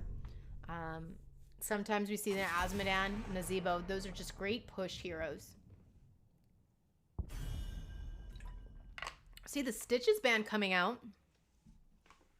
I guess Lompico is a Stitch god, right? Dingo wants to see Zebo. It could be very effective here. I was just thinking about this push, you know, Greymane we saw. We saw Modus Trollin play Greymane. Could be really good here, because he does do great securing of towers and shreds them with his little claws. We do see the global Dahaka being canceled here, so no global coming in to assist in a team fight, or at least not the Dahaka global. We have a couple of other global picks still left up. Very cool. So I guess we're off of the Chromie Stukov bans? Yes, no? Oh, taking out the Li Ming. I guess Silver Jackal's Li Ming getting canceled. So whoever said he's a Li Ming god, he clearly is. Maybe he's also the Chromie god, and we'll see him play Chromie. Chromie's not a bad pick on this map either. Her poke range is incredible, and I'm not a huge fan of it all the time, but the rewind or time loop, really helpful to securing those kills. We do see the Stukov ban coming out from Fountain Snipers, and Modus Trollin picks up the Chromie. Interesting. So maybe they were banning it for Silver Jackal instead of banning it back, or kind of letting them get it. They just pick it up themselves. It's almost like a third ban in the first round. Victory for the Forsaken. We see the Brightwing global coming out. goes Emerald wins. Very interesting. Going Emerald wins. And then we see the Sylvanas from Meeting coming out too. Clearly, like, that person's main hero. Comfort pick. Everything you can say. What I haven't seen them do, though, which I almost robotically say to my team whenever we pick Sylvanas, we do see Juggernaut back on the Garrosh, very intimidating, and Muffin Man as well. Really great combos that those two can do. And I think Muffin Man just back on his comfort of the Rhaegar. Didn't look like it was working as much on the Anduin. But going back to Sylvanas, what I always tell my team, it's, you know, when we're loading in, it's like, well, we have Sylvanas, we have to cheese, right? And we always cheese. There's no reason to not do it. There's such an expectation of our matches for people to be doing that all the middle fights that when you have a hero like her that can shut down those towers, why not use it to give you a little bit of an advantage? Sometimes if you're successful, you get one cannon tower. If anything, you create space for your offlaner who's soaking another lane. So it's my obligatory. We're cheesing, right, guys? We're cheesing? Yeah. Fountain Sniper is denying the Greymane pick, even though Modus Trollin was the Greymane last time. But that doesn't mean he's going to end up playing Chromie this time. He could end up switching with Barber, who I think Barber is the other assassin player. He flexes, though, into a bruiser. We see Johanna being banned. Not sure why, unless you're really thinking about maybe a Vala or something. I don't think they really needed to get the Johanna there. She's was in a really good place, but the more realizing that you really just need really a good engaged tank, the less I feel Johanna is ideal. That's probably why some of the higher levels have started to adopt her more as a offlaner instead of the soul tank. So Lompico picks up the Anubarak that was left up, and Mosley takes the Malthael in case that's what they were thinking of doing on the side of Aram. And what they were thinking of doing was picking up the Blaze again and Barber on the Lunara. So a lot of spell damage on their side. Oh, wow. Spicy. Silver Jackal picking up the Orphea. That can be a lot of damage. And she does have some armor shredding abilities or talents that you can kind of go into. I don't think it's until 16. So she can be a little pest for Garrosh. It'll be fun to see. Seeing if anybody moved their selections. It doesn't look like it. So this is what we're going to go into the game with as we launch that right now.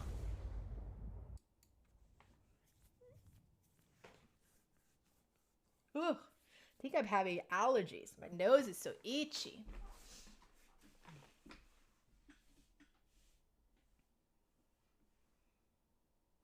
The Falling Sword messes with the CC they use only if they go that.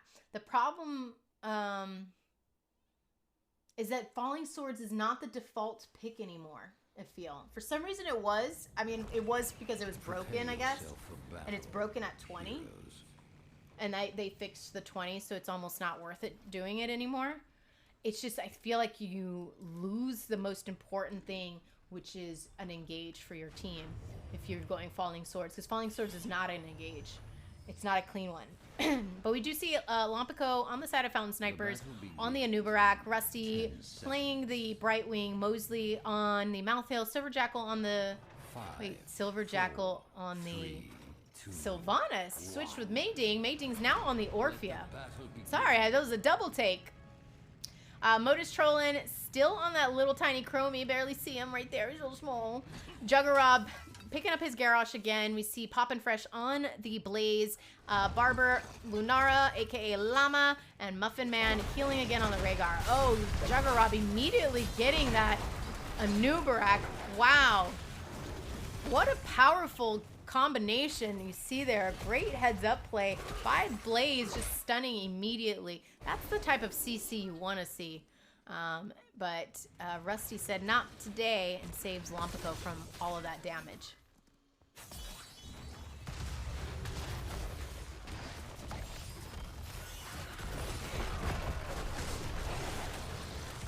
Ooh, and Juggerab just getting shredded. They're really handling him better this game. Huge damage coming out on their side, and they secure the kill.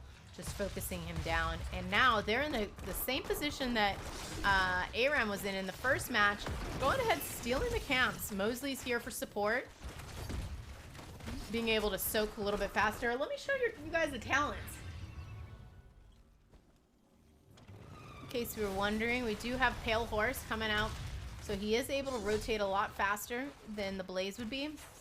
We see Mei Ding being very adventurous, kind of getting in the face of Barber with his chompy chomp. And good pick by Lombico, picking up the extra spell armor. They actually are looking pretty good with that Brightwing pick. With the extra spell armor that they can go around to everybody. So I wouldn't mind seeing kind of building into that for the rest of the talents for the Brightwing. Oh, unusual. We have Nature's revealing them versus getting the Wisp to reveal. Interesting. We do have the Unstoppable coming out in Domination, not Indomitable. And Silver Jackal using the trait from Sylvanas here to shut down these towers. Mei Ding right there with him.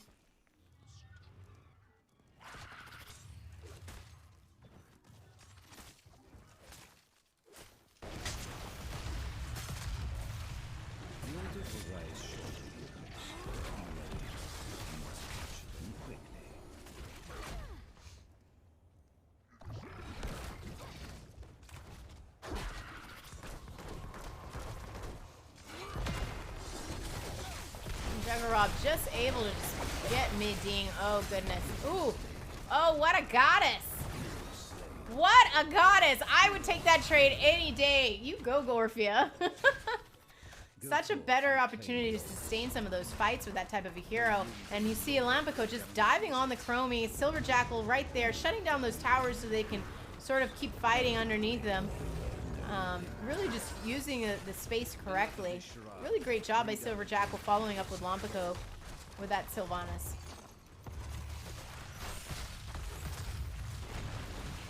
And they already have the wall down, which is more than you could say for the other team. See how the other lanes are sort of faring. Looks like they're just doing pretty good soaking on both sides. It's kind of like the roboticness that I say of this map. I tend to enjoy off-laning on this map even if I'm not healing. Healing is sort of the role that I try to focus on to just get practice as much as possible and improve on it. But double soaking this map with Estonia is very, very, like, just soothing and relaxing.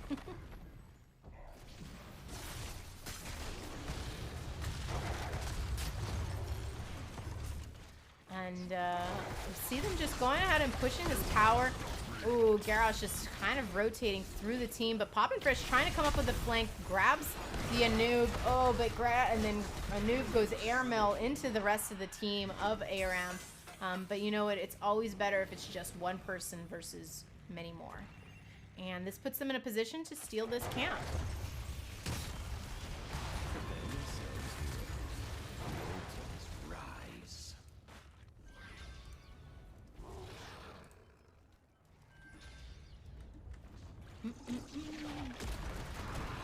Oh, but look at that. The Dark Arrow comes out to stop it, so they get no value at all from that camp that they secured. Only the XP value, which, you know, keeps them neck and neck, which they really are neck and neck. You do see the 5-man rotating, though, down here from Fountain Snipers. Mosley is here, but Blaze is not. So they're easily going to be able to secure this objective because of that advantage. Blaze has to contend with that camp that Mosley got before he came down here. So, really great, smart heads-up rotation. He's kind of like saying, well, I'm here, guys, if we really want to fight this. This would be an 8-9 fight. And looks like Aram knows, and they don't want any part of it. Just backing up, so Mosley going back middle to soak some more against the Blaze.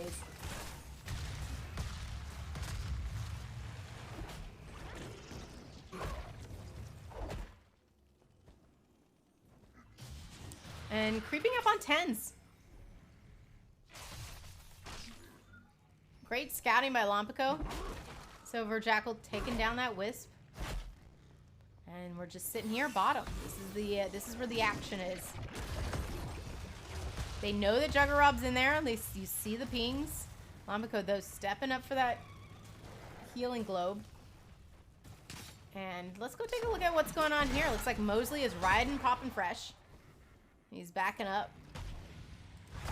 Jump back over here. We see the ult's coming out. Ooh, huge healing. Lompico getting his TP in time. He does cocoon the Rhaegar. Helps him escape. Tens did come online basically at the same time for both of these guys. And it looks like everyone pressed their buttons and everyone survived. That's always a good thing. And it looks like they're just gonna elect to, I'm like watching this, I'm like, I know something sneaky's happening here. So they're looking to get some value on the map and let Mosley sort of fend for himself with a 5-man push up here. He's not gonna be able to do much really, so they're sort of just giving up the altars for this tower.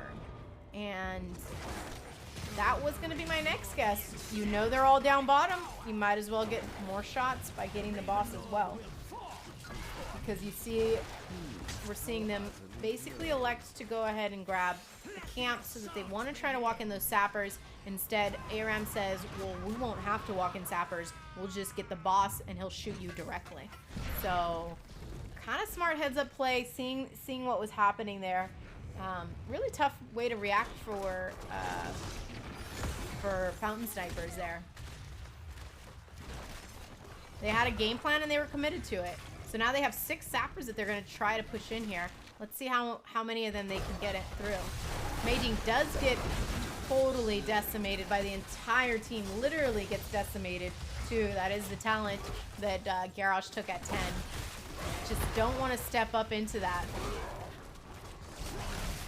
It's a tough hero to play into him because although she does feel like she does a lot of damage to him, especially later on when you get those abilities that ignore armor, it's just that you just can't be stepping in like that to get tossed and just enveloped by the entire enemy team.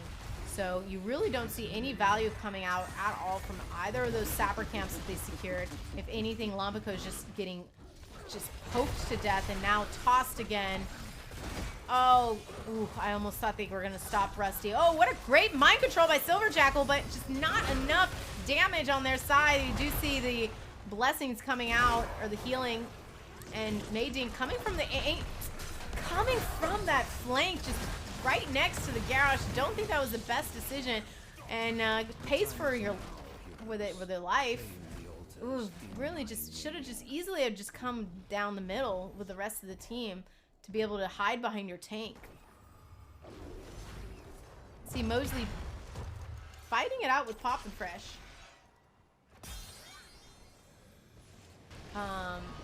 But they easily give this because they are securing the bottom one. They are going to have one extra shot because of the tower that they still haven't given back.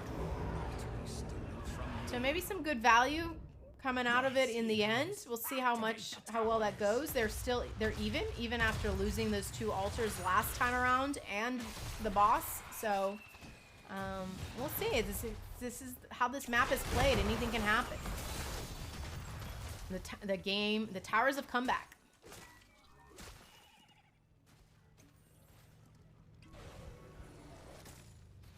And we see the 4-man protecting it pretty well here. Let's go ahead and take a look at what's going on here. Mosley still being a bully to Poppin' Fresh. Nothing out of the ordinary, really. And see Juggerrob trying to toss somebody else. Didn't connect his buttons.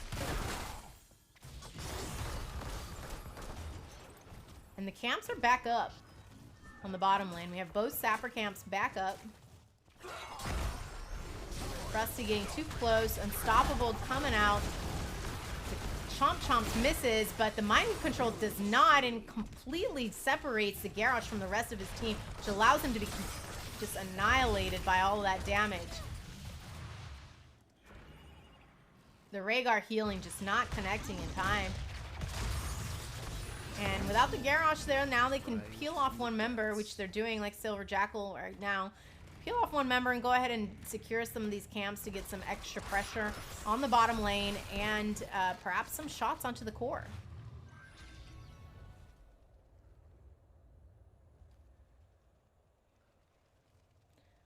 Positioning for this bottom altar. See Barber and Muffin Man want to go ahead and make sure that they can get theirs. And maybe apply some pressure on Mosley here. He doesn't know that there's so many of them up here. But Meijing comes to help. And we have a TP coming in. It's global heals. Rusty getting caught a little bit.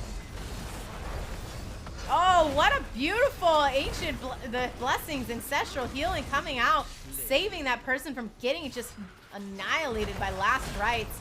And the push continues because they do secure 1 kill on Blaze. And let's see if they have some follow-up for this. Clompy Clomp. Ooh, but Chromie just puts herself in stasis. Beautifully done.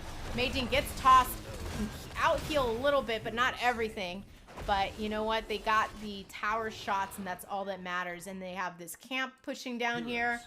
So, looking pretty good. Their macro pressure coming out here on the side of Fountain Snipers. Fun fights. I would just say, where was this Orphea the previous matches? Really well played by Meijing. Not gonna lie, I'm enjoying it. Very ballsy too. And we see the pressure being put on by Fountain Snipers in the middle lane because they knew they were going to lose that bottom. Use your trait with Sylvanas, push a little bit more, securing the walls on the side of that middle fort. And Mosley and Poppin' Fresh doing a little dance. Mosley was looking to do that camp top, but Poppin' Fresh is hovering, so he's sniffing out the rest of the team. Well done, Mosley. No, why would you cut back out? Stay in there. And with all of the teammates up top, leaves Chromie by herself. Oh my goodness, this would be some great follow-up. She might have that, oh, it's a little early. Mind Control does connect. A couple of ults used to secure that kill, but I guess a kill is a kill. We do see ARAM going ahead and trading that tower again for the boss.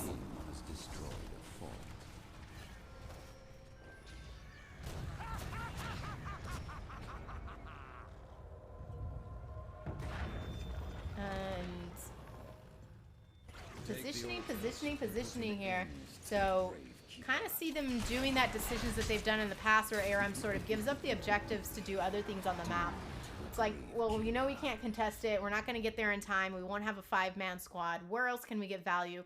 And that's what they're doing by getting the Sapper camp up top.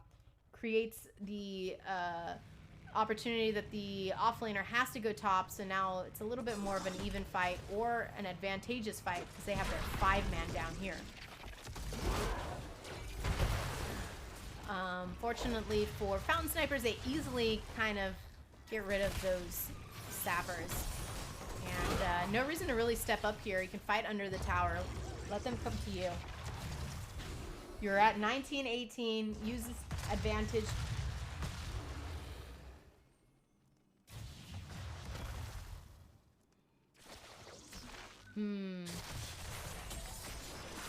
Not sure why use the cocoon there. Oh, good unstoppable. Rusty was looking to push them back into the rest of his team. Kind of a cool little combo they were looking to do, but Juggerob's unstoppable foiled that plan completely. And you just see massive damage coming out with that poison from Lunara. You don't get him in time. Meijing caught in the middle. It's also time loops. Oof. That's the danger of the Orphea Chomp. Because you need to be so close to your target. So puts you at such a disadvantage. And we see Blaze rotating down here. This is a 5v4.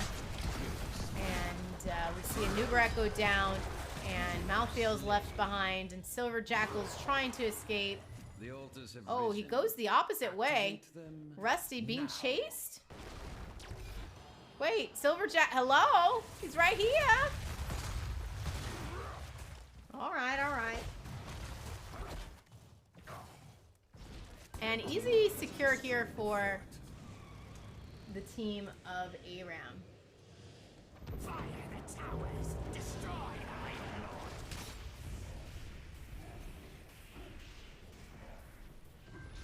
You ban or pick. Oh, so you, Dingo, you play in this division. Got it.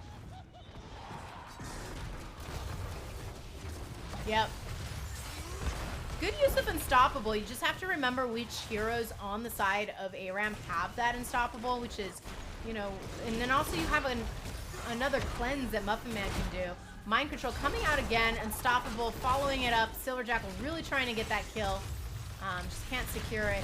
And then he steps up a little too far. Oh, what a great Unstoppable by Silver Jackal, too, to get himself out of that sticky situation. Poppin' Fresh so low, but he'll make it out alive himself.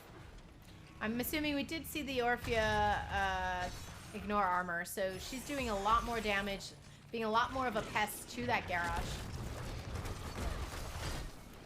And Anubarak's taking that jump, taking that damage. Oh, just eating everything for his team to secure this camp, which I'm not sure is a good trade. Rusty using the Emerald Winds to disengage this fight because it is an unfair one in the other team's favor. They have 5, he only has 4. And I don't think we're gonna have Anubarak up in time for this. So this will be a really tough one. How do you figure you deal with it? Do you poke one? You definitely don't want to give another tower because it could really put you at a disadvantage for the rest of the match. Mind Control comes out, but there's literally nobody to follow up on because you don't have your tank. Clomp.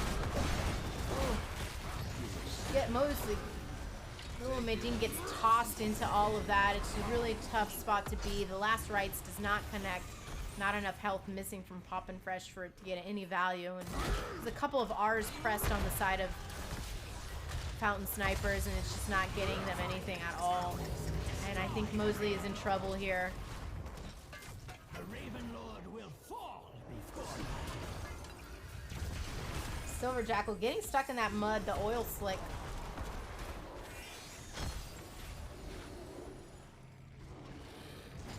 Oh, you're rooting for the quote-unquote underdog. Dingo, I see you, I see you. Everyone loves the Cinderella story, right?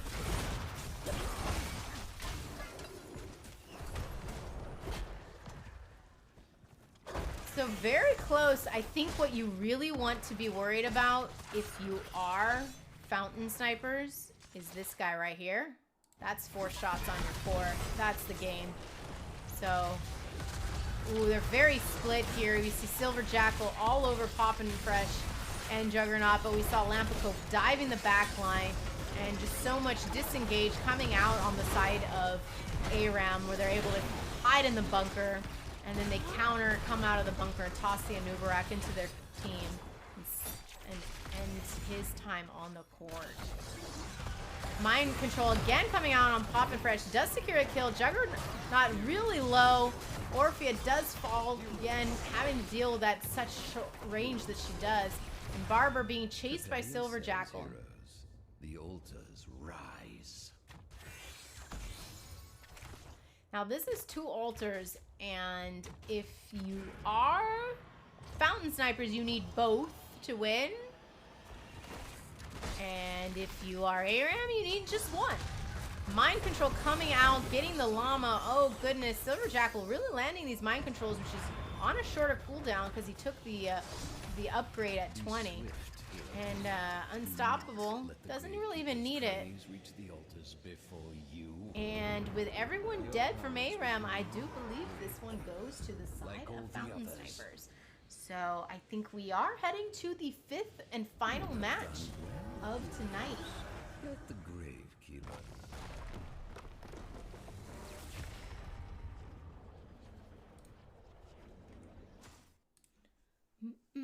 Let's take a look at the game summary when it pops up. And I can update our score.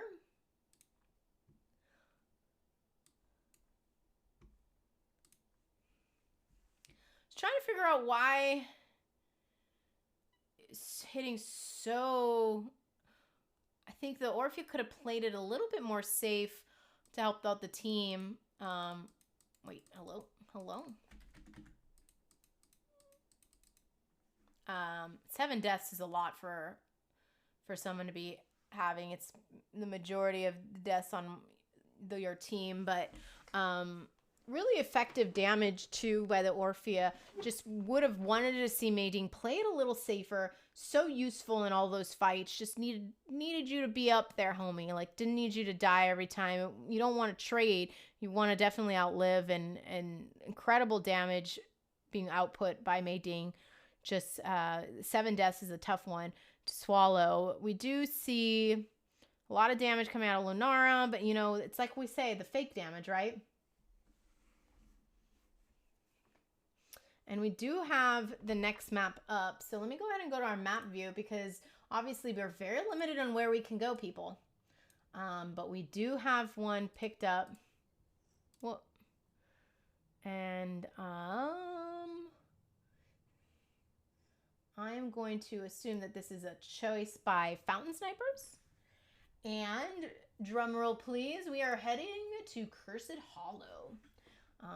This is a pick by Fountain Snipers for sure, because we have first pick coming out for ARAM. So we are going to game 5. This is it. This is for all the marbles, the merbles. This is for the bragging rights of being the champions of D West. Right? Yep, D West. Another huge macro map. No Haunted Mines, Dingo. No, no, no. No, no, no, sir. If you want that map, you need to go and play in the CCS Nexomania. You can sign up your team right now. It's free. Go in the CCS. The can't counter pick stupid, which I think is the org's name. They put on Nexomania, and they allow all maps except ARAM maps to be picked. So we do have a couple of people memeing with the Haunted Mines in their matchups. My team does not. We do not want to play on that map, sir.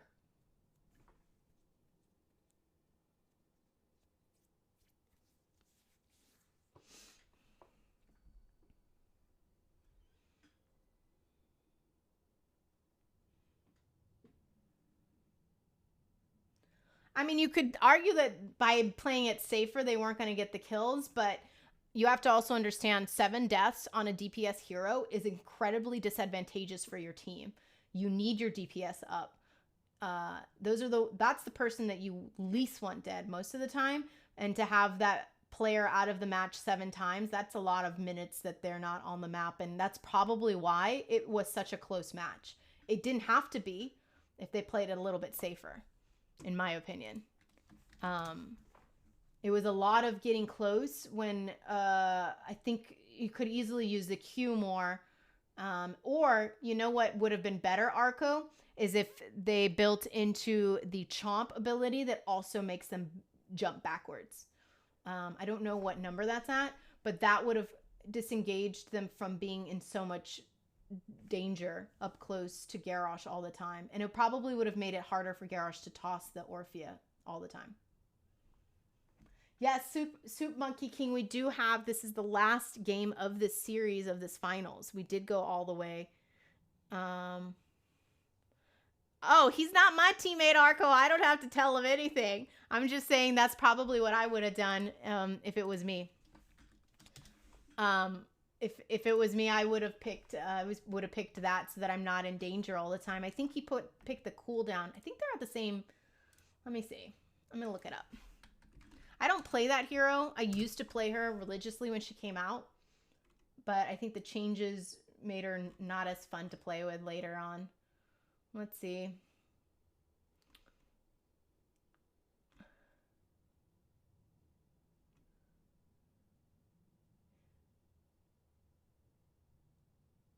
Yeah, so it's actually at 4. It's called Backbiter. If a Chomp hits a hero, Orphea immediately dashes back. Instead, you had Mei Ding picking the Chaotic Assault, which is doing an additional 75% bonus damage. So that was sort of the trade-off that they were looking to do. I mean, that's a player's choice, but I would have definitely thought of maybe doing Backbiter would have been more helpful after seeing how much that person was getting caught in the Garrosh tosses and stuff. So it's, you know, it's a form of a disengage that could have been used.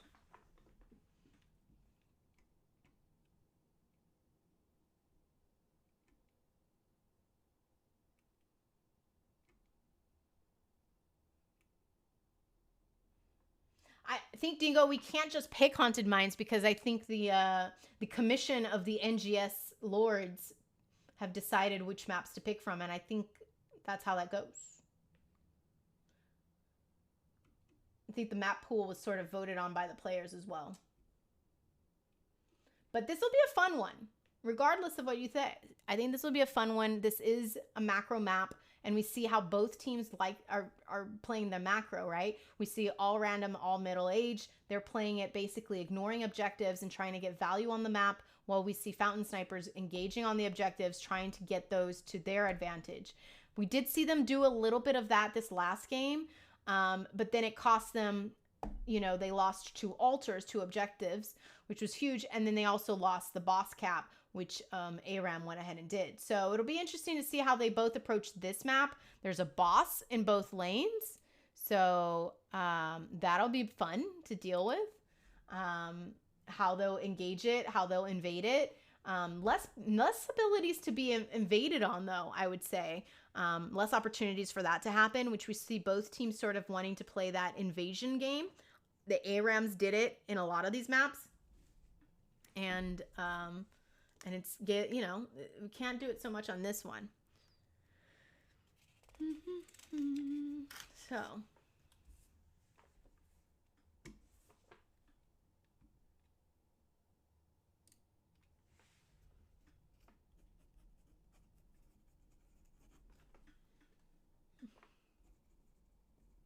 we're just holding, I'm not sure what we're holding for. We're waiting for somebody to go ahead and cue us in to this game.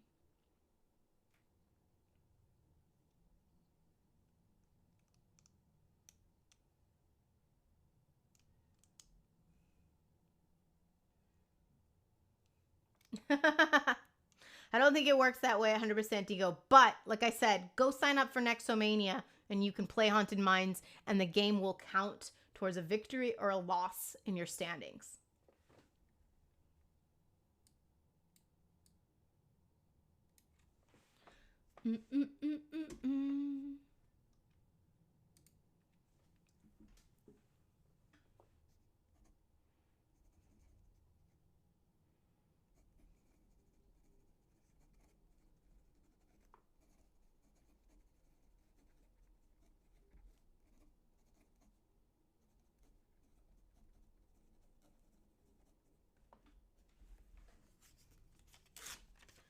I know, this is a bizarre song.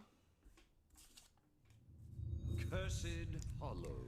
Oh, looks like we are going into our draft. Cursed Hollow it is.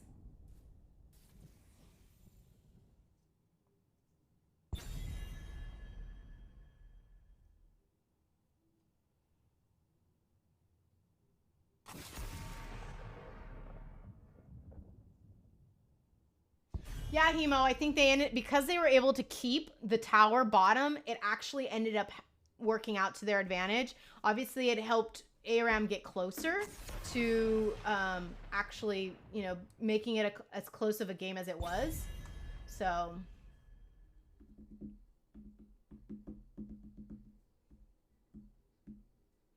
and I totally agree, Slice. To me, like, having control of that bot lane was so important. And we never saw ARAM once being able to secure the tower on the side of Fountain Snipers. So so you can kind of say that for sure bottom lane control was most important in the game and was what led to the victory. Kid Canuck, you might be right. I think he is drunk. He said he would drink 1 drink every time I said ARAM, and then 2 drinks every time I said ARAMA. So I feel responsible. But we are banning on Cursed Hollow. We see the Stukov come out. Again, they really don't want to see Muffin Man on his Stukov. We see the Stitches being banned. They don't want to see Lompico. But they also didn't want to see Silver Jackal on that Sylvanas. I think he did a really, really good job on that Sylvanas that last match. Very impactful. So totally understand that ban. And then they do not want to see that Garrosh again coming out of Jugger Rob. Again, respect that ban. I would have done the same thing. Seems appropriate to me. Here we go again. And they do let the Chromie slip by, so Modus Trollin picks that one up.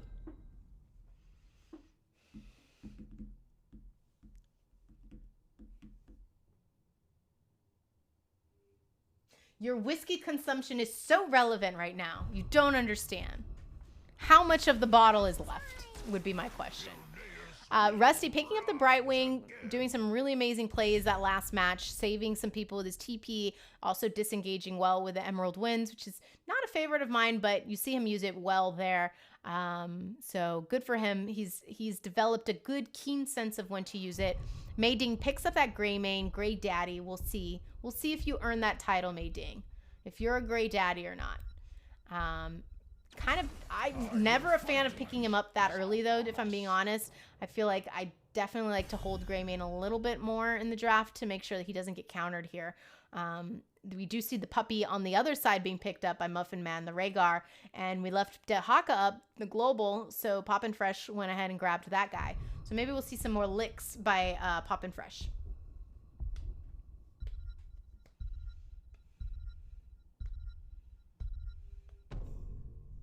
This is a 5-game series, so I'm going to have fun analyzing the replays later. Well, have fun, Ronak. Hello, Mrs. Windup Bird. Welcome to the chat. Welcome to the chat. We see Blaze being banned out in case they were wanting to do maybe a double comp or play Blaze as a tank. Some people do that.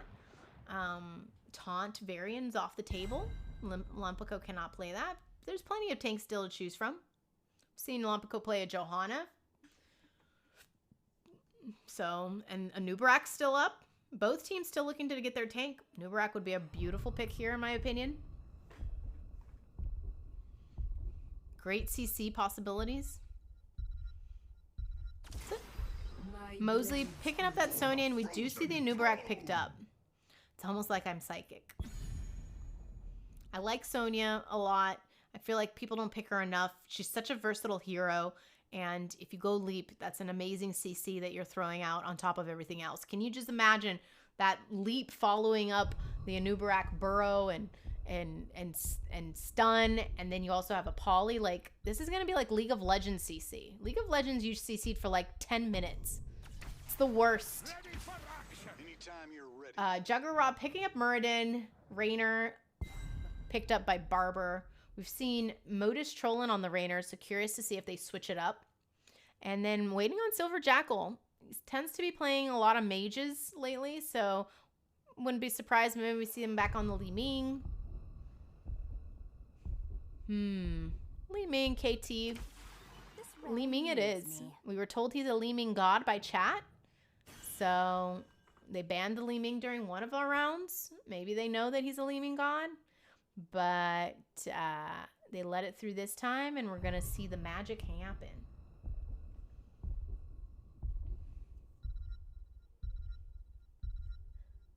If you buy a large enough whiskey bottle, it lasts quite a while. Yes, those are also fun facts. But it's not about it lasting longer. It's about how much is left. That's what I was asking. So let's go ahead and load into our in-game view as we see these people. I have to say I'm kind of disappointed. Not a lot of portrait synergy. This is the last match. They've had over an hour, 2 hours, and I do see they try to do the fountain, synergy, but it just doesn't work out. Not everyone's game. Sometimes that's what I blame losses on. It was the lack of fountain, the portrait synergy. All right, so for the last time tonight, and I guess for the next season, we have Fountain Snipers, Rusty on that Brightwing, Mei Ding on Greymane, hopefully Great Daddy by the end, Silver Jackal playing the Li Ming, Lumpico on the Anubarak, and Mosley on that Sonya Mama. We see on the side of Aram, we see you have Juggernaut back on his Muradin, Modus trolling. He did switch, and he is on the Raynor. Muffin Man on Rhaegar. Barber scooting out on the Chromie. And Poppin' Fresh, taking up the rear with the Dehaka.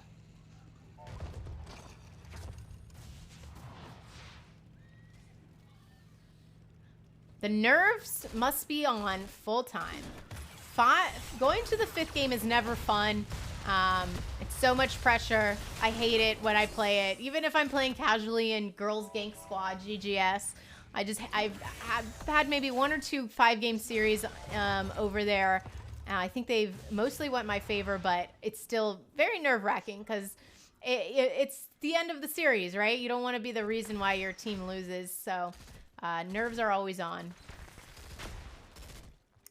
You see the rotation coming down here, and we're approaching the 1 minute marker, which means the camps will be up, and I love already where Mei Jing is in position to get these camps, especially getting that middle one first, the bruisers. Grey Daddy's so good at that. Love that Rusty's there to support with his heals. And by comparison, we do see Raynor on the side of ARAM just picking up the siege camp, the Giants. So kind of interesting gameplay. We have been seeing more and more of the high-level gameplay focusing more on the bruiser camp on this map at the 1 minute marker versus the Giants. So one thing I have to say, I always feel like the game's constantly evolving. As much as we're not getting these patches that update, it feels like people kind of come at things differently, and it becomes sort of the new meta. And that being that we've been seeing competitive play, them doing exactly that, them grabbing those bruisers first versus the Giants, which tend to be the easier one to do at the lower level of the game.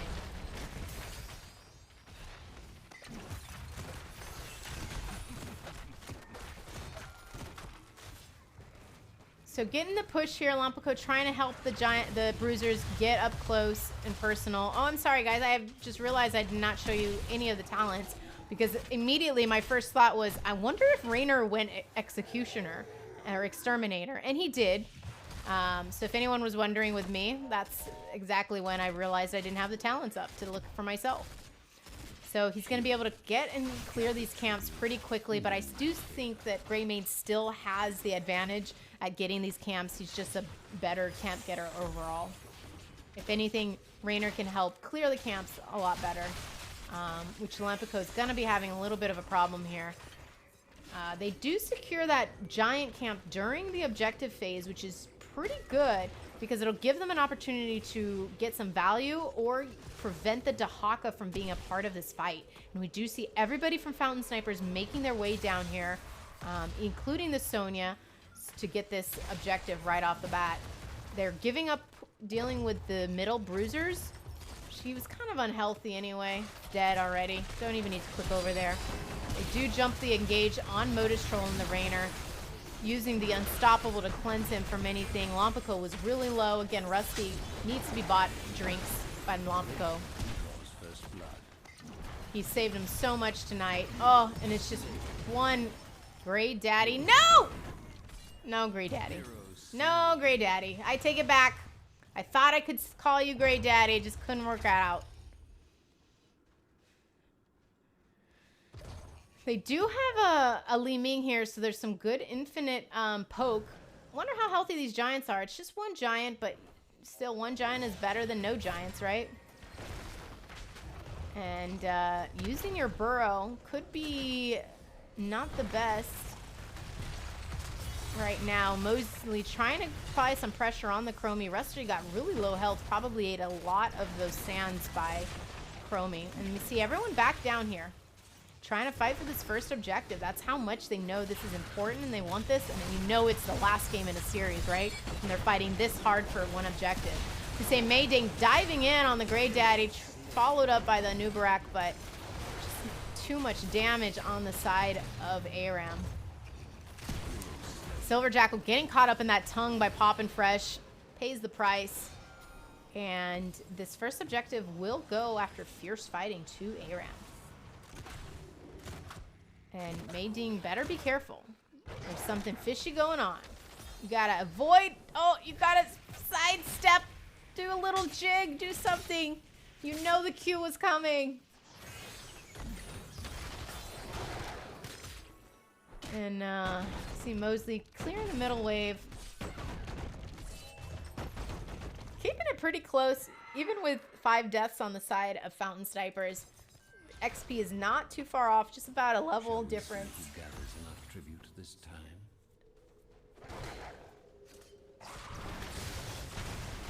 Oh, and great pressure being applied down here.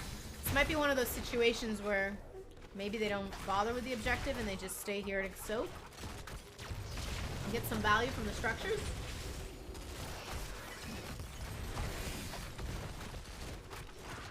Lombico doesn't need to step up like that. Really just let his poke heroes do their business. It sort of puts him in that danger. We see Tens coming online for ARAM and still only at level 8 for the side of Fountain Snipers, so not really worth fighting for this. We see the little spaceship from Raynor to help give some more vision. That's really the best use of that ability, is to create vision. There's really nothing else you kind of get from it. The damage isn't substantial enough. But we see Slowing Sands instead of Time Loop coming out of the Chromie.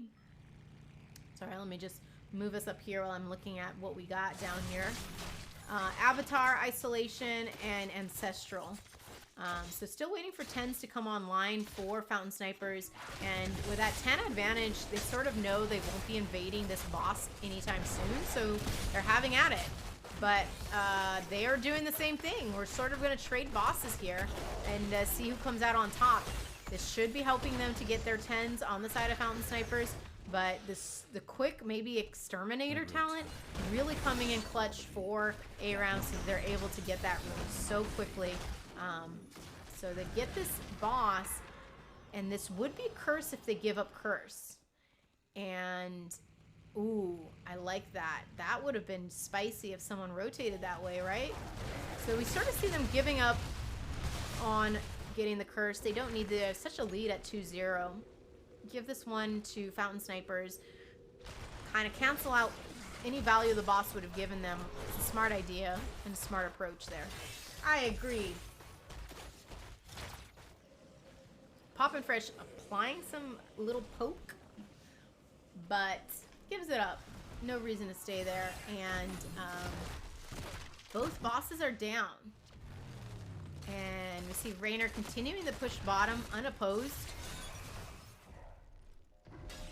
while the rest of the team is sort of dancing around middle. Silver Jackal heading down there, but Raynor moving on. He's done enough. And Greymane securing the Giants camp again. The next objective is going to be up here, so in the top half of the map. And we'll see him move on to those bruisers, which will end up pushing right before the objective. They are going to be down 13s for the side of ARAM. So it'll be a tough fight, them going into that objective without that talent tier. Ooh, and we're holding the cap. Wow, fancy. Some smart playing by Fountain Snipers, trying to best utilize it. It's kind of better because you want, if anything, to have the push them meet more in the middle. Just caught the end of that leaf being used to escape. That's so unfortunate. You never really want to have that to happen and that be the case. The talent tier advantage helping out Team ARAM, and we see them disengage pretty easily here, Fountain Snipers, but oh, getting caught in that Slowing Sands. Trying to help his teammates get out just made Lombico get caught up by the entire squad of ARAM here. Or maybe not entire, most of them. And unfortunately their camp is still up. Oh, it's just one or two guys, very low health, so they're going to get some major value here. They're getting the value too of that spell armor that camp provides. So that's the other reason why probably we saw Lombico fall so fast.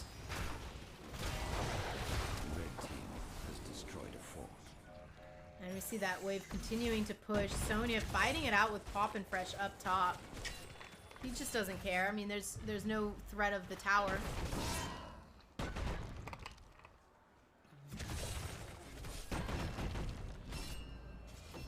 Interesting choice to go Battle Rage when you're not securing as many of the camps, since it seems like the Greymane. Oh man, there's nobody there to follow up on Mosley's leap.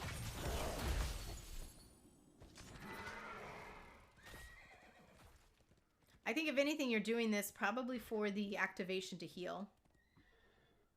That would be my only guess, because you're not securing the camps so much. At least not what I've seen so far.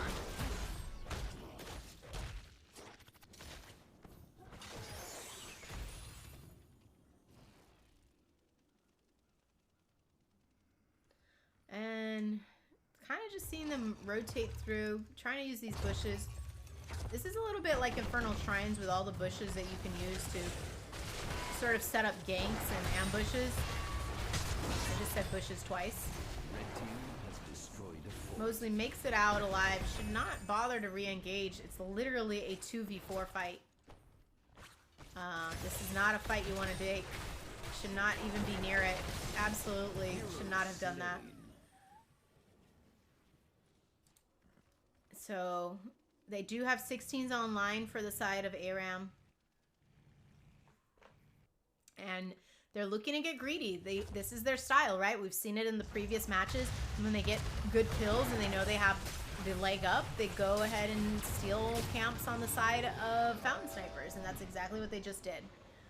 Even on a big map like Cursed, you can find ways to be a thief in the night.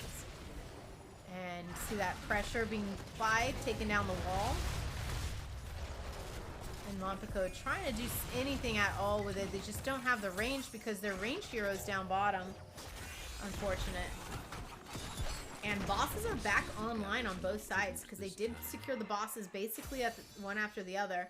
So you do see Aram running over there, which will be really good pressure as we just saw. They've already started working on that top key to goal. Meanwhile, you see Fountain Snipers slowly making their way to their boss and setting up around the objective. So they have vision on them doing the boss, so they know this is happening. And they're already here. This could be huge steal for them. Great zoning, but it's going to cost Anubarak's life.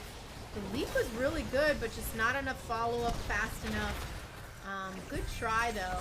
And we see a Dahaka kind of harassing the backline. Oh, no, nobody's telling Meiji, don't go that way. You're isolated, and he went right into the enemy team. Oh, gosh. Homies, you got to help him out. Oh, no. And, we do see 3 down on the side of Fountain Snipers. They need to clear the camp top, the boss. Boss has a huge wave with them. They're gonna secure the Bruiser camp, stealing again from the side of Fountain Snipers.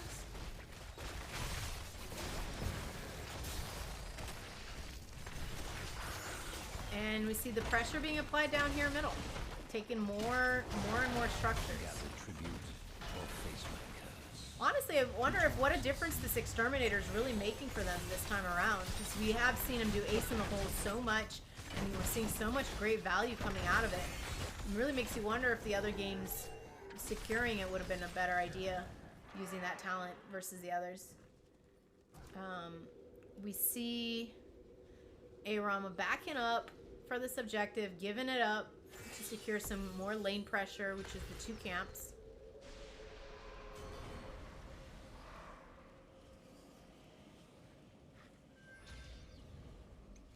And Dehaka trying to finish off this top tower. Easily gonna get it. Red team has destroyed a fort. And we see a lot of red in the base of Fountain Snipers. They have to definitely defend everything. 19s I grow tired for of your petty Aram, squabbling. very close to 20. Gather tribute. Sorry, just trying to figure out where do I go? What to look at? You know? A little, like, what is there to look at? Everyone's just moving around the map trying to position themselves.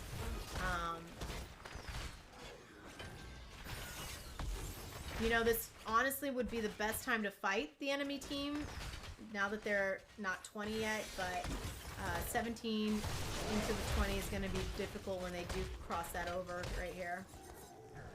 And they're easily capping this. There's no threat. Again, great positioning. Juggerrob knows exactly where to go. Spaceship homies around there. And looks like we're only 2-man going to try to get Dehaka. Dehaka is probably one of the worst ones to gank because he can just get out so quickly. Burrow is just such an unfair talent.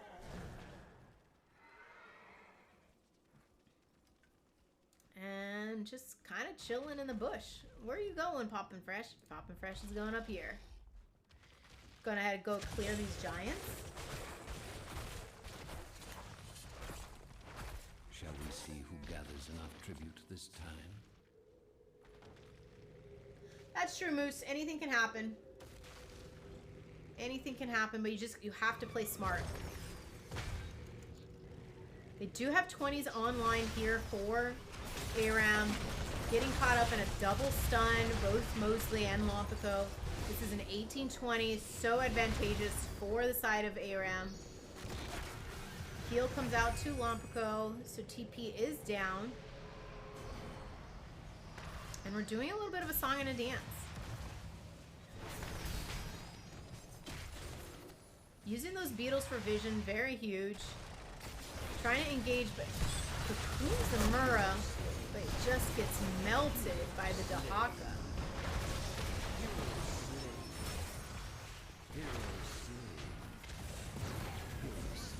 And that's 3 down on the side of Fountain Snipers. Oh no, I think the Li Ming. Ooh, great sidestep, Silver Jackal. Oh, Rusty. This is where I enjoy blink heals because I say, come closer, I want to survive. Oh, Poppin' Fresh with the flank. Gets the lick on Rusty, and I think that might be it for him. Ooh. Oh, trying so hard to slap him. Oh. And now they're just after blood for Silver Jackal. Does he make it out alive? He does, and his homies are all down. Nubarak gonna be up in 6 seconds. Don't know if it's enough, though, to really stop this. They have 3 catapults, 2 people pushing. I mean, they don't have the Rainer. Maybe? This is where you definitely want to cocoon someone that's being the worst. Oh, Silver Jackal putting everything on the line here. Oh, you almost got the Chromie. Good job.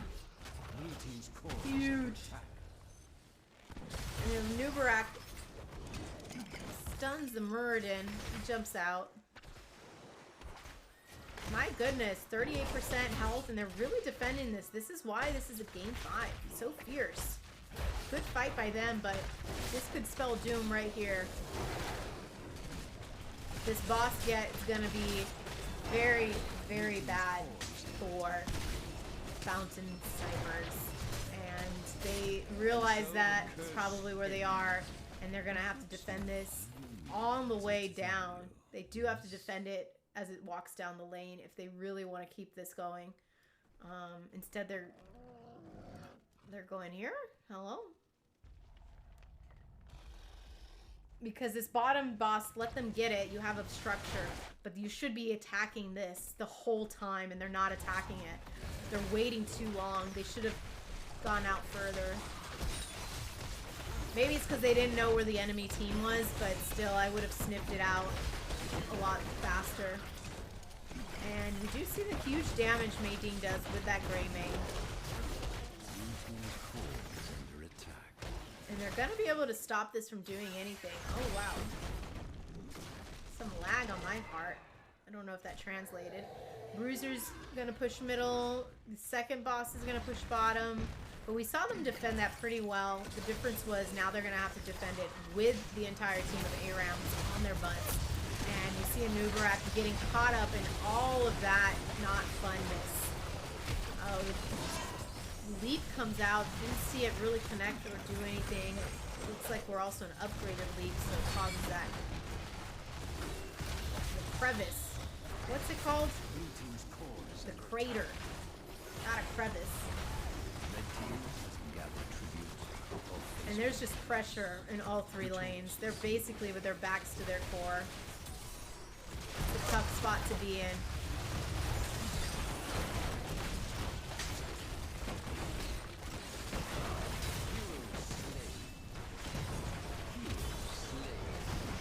And just a, ooh, there you go, a good crater. Great fighting by Fountain Snipers. I have to give them credit. They really fought that till the end, trying to sneak out that win or, you know, keep it going, and it just wasn't enough. Honestly, congratulations to the ARAMs. They did an incredible job. Really felt like they had some comps that they like, then they enjoy playing with, or they had some good chemistry between all their team members, landing their ults and stuns and things like that in unison. So kudos to them. They deserve that. Really hard fought by Fountain Snipers. Could have gone either way. Really, we're in the last game of the night. So, if anything, I think we all won as the audience, because it was a wild series, Slice, absolutely. And it was so much fun to watch. Such an honor to cast it. Let me see if I can get the guys to chickity chat a little bit.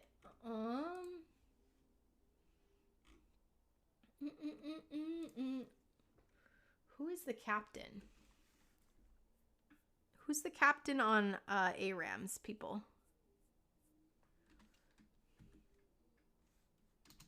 Is it Poppin' Fresh? No. Let me just message somebody. Oh, here, I'll message Silver Jackal to see if I can get them to do an interview. I'll have them hop into one of the lobbies over at NGS if they want to chit chat. In fact, I'll hop in over there right now and see if I can get someone to follow me. Let me make sure that I have the audio for Discord up so that if they do jump in, they can come in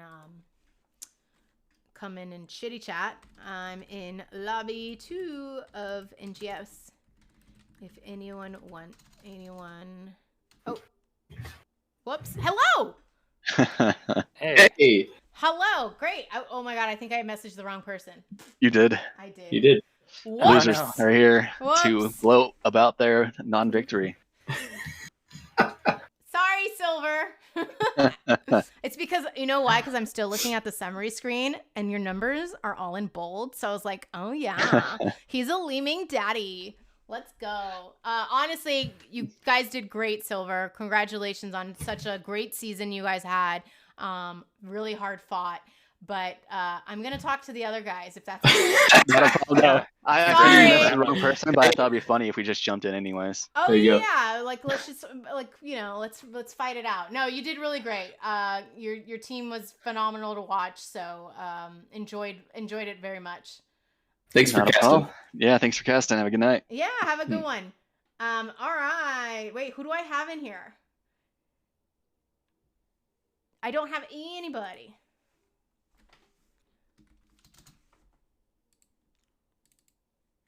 Interview. I'm in NGS lobby 2. See if I can get them to come over. Hello. Oh, hello.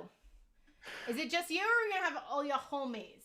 I think they are coming, but I don't know. I didn't. Ah, here they come. They're coming, and Okay. and we're I streaming. messaged the wrong person. I felt bad. Sorry, Silver. Yeah.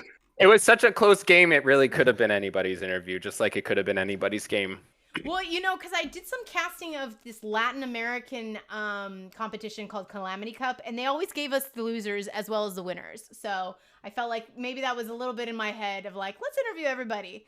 Yeah, But- and That just rubbed it last in. week last week I did an interview with both teams as well. So so that's okay. But I think rightfully so, I should start with you guys and just say congratulations. That was actually some really good sweaty matches, very spicy comps. But Yeah. you guys did great. So Yeah, it was a seriously. really fun stressful. series. Yeah, it was a great series. It was very sweaty. Palms are sweaty. Mom's spaghetti. All that. Exactly. Don't get it off your shirt already. I know. Yeah. So you guys have actually met Fountain Snipers. I think I saw on the schedule twice, Mhm. and you actually split those series. Yeah. So, having had that knowledge of like won one, lost one, did you guys kind of have a game plan in place when you came in today to play them? So actually, the last time we played them, they pretty much dominated. We got a game off of them, but they dominated us really hard. And I think it was at that point we sort of like reevaluated.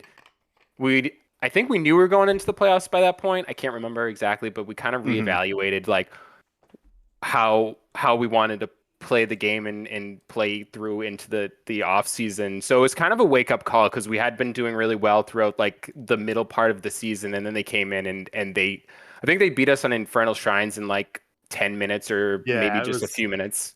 Oh wow. Something like that. Yeah. Well, that can be unpleasant.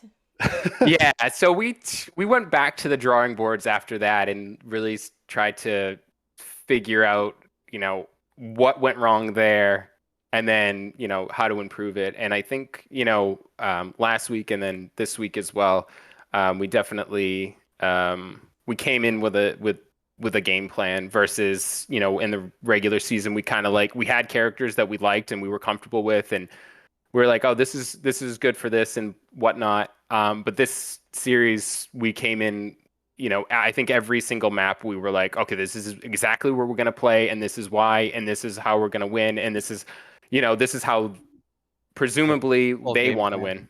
Mm-hmm. Well, it's interesting. I'm just looking at the standings. You guys actually out-dominated them 6-5, but ended up second seed. Are you saying that was sort of strategic on your behalf to want to be the second seed, or it just no. organically happened? No. Okay, I wasn't sure because it almost sounded like, well, you knew the path to the playoffs would be this, so we wanted to do they it. crushed us. Like No. legitimately. Okay, I was like, Yeah. Yeah, it would have been No. a real 5-head play to lose Infernal Shrines in 10 minutes. But, Yeah. We If we can't were gonna say lose, that was we would have intentional on lost our with part. a little bit of. We would have lost with a little bit of dignity if we were gonna lose, instead of just getting squashed. So. Okay, got it. So I wasn't mishearing it. Yeah. Well, let's talk about the series tonight. So game 1, you guys go and Garrosh into them, and my God, Jugger Rob, you're like a Garrosh daddy over here. Like, Nice. Thanks. I don't know what to say to that, but it's a very nice compliment. Yeah, I've played Garrosh in the past, not so much this season because I have a tendency to get a little bit too excited, and I think you saw that in the Towers of Doom, where I'm just throwing anything in without any consideration to the rest of the team. And but on game 1, I think we had a really good plan of attack, and we definitely we set a comp earlier this afternoon that for that specific reason. So. Was it for that centered specific? Around the Garrosh? Yeah. Okay, for the Garrosh. Yeah, because you guys also went in with the 2 bruisers, and it seems to be something that you guys do often, because you did it again later on. Is that correct? This 2 bruiser approach? Yeah. The Barbara, you want to take this one away? I feel like this is your brainchild. So. I feel like we haven't done it much, but I've been wanting to do it a lot because I used to be the offlaner and I miss playing some of those heroes. So finally we did some Storm Leagues and some scrims, and they the last 2 weeks said, really. yeah, okay, let's do it. This is okay. So yeah. I really like those comps on certain maps, of course, but yeah, I think the double bruiser comp is good. Because you seem to be the flex player into that, going into the bruiser role or not. Because Poppin' Fresh seems to be your guys' main bruiser. Mm-hmm. Yeah, he's definitely the offlaner. Is that with Malthael as the second bruiser? Is that what you guys often run? Well, we can't give away too many trade secrets here. I'm sorry. It's part of my interview process because I'm curious. Oh my God. No, yeah, I was gonna say I don't think that Malthael is necessarily. We have a variety of picks that will play in the offline with the double bruiser for sure. I don't think Malthael just worked out for a couple of reasons in both. Obviously in Towers of Doom, he's just did we take Malthael in? No, they took Malthael, sorry. Yeah. But it worked with the Leo, and it was more the matchups. Yeah. Well, you did it on Dragonshire, and then you did Imperious, I think with a Malthael on Infernal, or no? Was it Blaze? I can't remember. Blaze. Yeah, then you guys It feels like it might have been Blaze. Yeah. No, it's Malthael on Infernal. Oh, it was Mathael. All right. Yep, yeah, I was did Blaze see on it. Towers. Yeah. No, I'm telling you what you were playing. I know because I was playing a different hero. You're the shot caller. I follow. Yeah, I drafted it. I obviously know what it was. No, it's honestly, it's something that we do see at high levels. I work a lot with, or I don't work a lot with, I do work with the Wild Heart Omegas, which is the kind of the junior varsity academy team of Wild Heart, the CCL team. And they've been trying to do a lot of double bruiser comps, and it really works well for them. So it's something that I'm familiar with seeing, and I think it is a smart play. It's especially if you have the advantage of seeing what every hero being picked on the other side, and it's an easy way to sort of counter it. So Yeah, I've heard those guys are big Barber fans. They're just copying him. yeah, totally. Yeah. That's Yeah. Stealing my 100%. strategies. They're- Yeah, like you're leaking it to us. How dare you? Let's talk a little bit about game 2, which is something that you guys ended up doing a lot. You guys have a specific style that you did, which is, not even a style, but almost the correct thing to do. Where you would constantly, whenever you got the kill, you were invading the camps. Like, oh, that's more of a Dragonshire comment. I don't think Fountain Snipers once got their giant siege camp bottom lane. I think you guys got it every single time. You would secure a kill, and then that was immediately what was called, right? Is that what your comm strategy is when you guys are talking about what to do next on the map? Yeah, I think so. I think in the Dragonshire map, that was like the benefit of the Malthael Dahaka pick, is he could go top and I could help with camp, and we had good camp clear to invade every time. Yeah, it was gross. I was like, I don't think they've caught it once. So really good heads up play. But let's go to Voltskaya, because there's something that you guys specifically did on Voltskaya that incredibly worked to your advantage, which is a little bit of why people hate that map, is you guys ignored the objective. You just didn't care. So is that your approach to that map? I mean, we'll just let the stream speak for itself. But we had Pop. Who did we scrim? The Ice Crown, Citadel, Valkyries. They helped us out scrimming earlier this week, and we worked out a game plan for that map specifically. And again, it was one that we hadn't shown too much, so we were hopeful that it would kind of catch Fountain Snipers by surprise. No, I think it was incredibly smart. I mean, when you guys started to push bottom, I was like, wait, they're just gonna keep going. They're just gonna keep going. Wait, nobody's hello team, are you guys gonna stop this? And they just kept pushing top. And I was like, oh no. So it's a really good heads up play and good communication. I think that's, if anything, that's what I figured from you guys. Have probably really good comms. Is it just you, Rob, shot calling, or is there other people talking? Everybody's talking, and I think our like comms have come a long way. This is our first full season as like a 5-man together, but I've been playing with Barber since season 6. I played with Modus for like the first, from season 6 to season 9. I played with Carl Muffin Man the last 3 seasons. So we've all kind of gelled together in different team iterations, but now we decided to put our collective heads together for this team. So yes, sorry, I totally sidetracked. Yes, the comms are good, and they started to really gel towards the end of the season. We all try to talk, but Rob is definitely like the final say. Mm-hmm. Oh, he got you guys on a short leash. Now I know why you play Rhaegar so much. It It all makes sense. He does. He makes me play him. I actually did, yeah. So you're doing the drafting as well, Rob? Yeah, the draft is is much more collective. Like, he's being modest. No, I'm not. No, I'm not. It's a collective idea. Like, wait, am I hearing Stockholm syndrome from the rest of the team? Yeah, Tell you me can't I'm great, see, but tell I'm me I do blinking everything. twice for help. Yeah. You guys better behave while we're in this interview.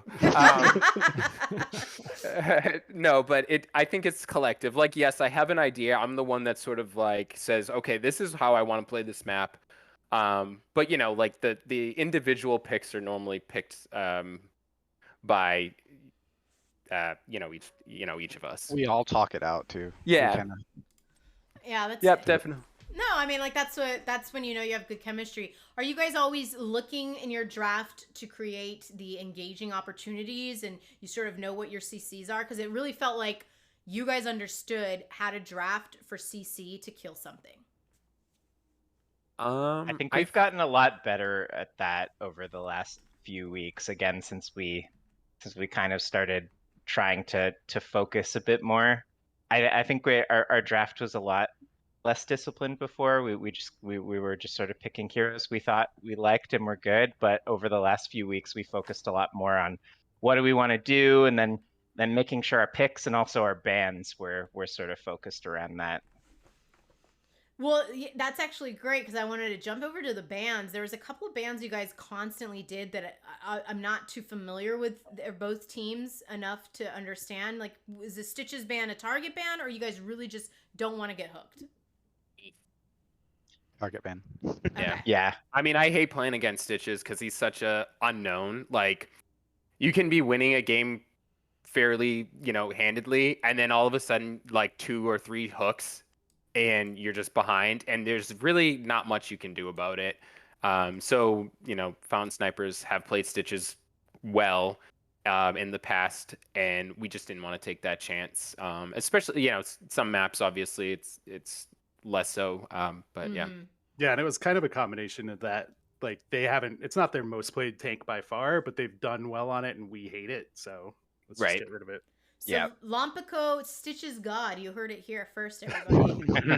that was my guess when I kept seeing it. And then the other band that kind of struck me, because you guys did it a lot, and then you guys ended up picking it, was the Chromie. Was that a target ban on Silver Jackal, I assume? Yeah. Okay. Yeah. The last series again was just. I'm just like, I had nightmares from being Garrosh tossed. Chromie ulted, and then nothing we can do can save that person, and we just slowly died 1,000. I still have nightmares about that game. They ran Garrosh Chromie, and they would throw and then time loop, and on Anduin there was nothing I could do about it. Even if I pull, they would just time loop them back. It was so time it was definitely a very respect thing. Yeah, it was definitely a respect thing to ban out the Chromie, and then we were like, if we're not banning Chromie, we are first picking her. And that's how, yeah. No, it's almost like a third ban. That was my guess when I first saw you guys do it, and then obviously once I saw you play it, I'm like, okay, well, obviously Barber knows what he's doing on this. It's not just a ban. It's I'm good at this. I'll show you how I play Chromie. I have a question for Modus. The Rainer, you picked the Rainer a couple of times into this, but only once you did Exterminator. Was there a reason why you weren't going it in all of the matches, like to get some value elsewhere? Like, what was the thinking of Ace in the hole in a couple of those? Yeah, we always talk about that first talent in particular whenever we pick Rainer, and it usually comes down to like, are we going to be fighting over a boss on this map? Is Rainer going to be our main camp person, and do we need him to solo those camps? So I think the first game we played Rainer was that double bruiser game. Yeah. And we felt like we needed Ace in the hole just because Rainer was going to be like the primary sole damage dealer. But in our last game, we felt like Exterminator was going to be really important for just racing down bosses on Cursed. So it kind of comes down to the map a lot, and then what other damage we're working with and what they do. It sounds like it becomes sort of a hostage of the comp then. Because you did it also in Infernal, which could have been a little bit clutch with burning the Immortal, or the John Cena Punisher as well. But no, I understand your point of view. I just thought I'd ask because some people in chat brought it up. I don't think I have any more questions. You guys have any shout outs you want to say before we sort of log off? And I guess you guys are taking a hiatus. Is what's next for the AROMs? Are you guys playing in Nexo? Where can we find you next? I think we still have the grand finals. Oh, really? There's more. See, I don't play at NGS, so I don't know how it works. I think D West and D East play each other. Yeah, really? So we still have that. Yeah, we still have that to look forward to. And then actually, I'm not entirely sure what we're gonna do during the off season. I mean, we'll still be like scrimming and chilling, but I don't know if we'll do Nexomania or any of the other sort of off season things. But no, haven't thought about that too much yet. Just trying to focus on each week. Oh, I had no idea that there was still one more. Well, that's exciting. Yeah. I'm guessing that'll be next week then. Yeah, I assume so. I've never made it this far, so I'm not actually sure. So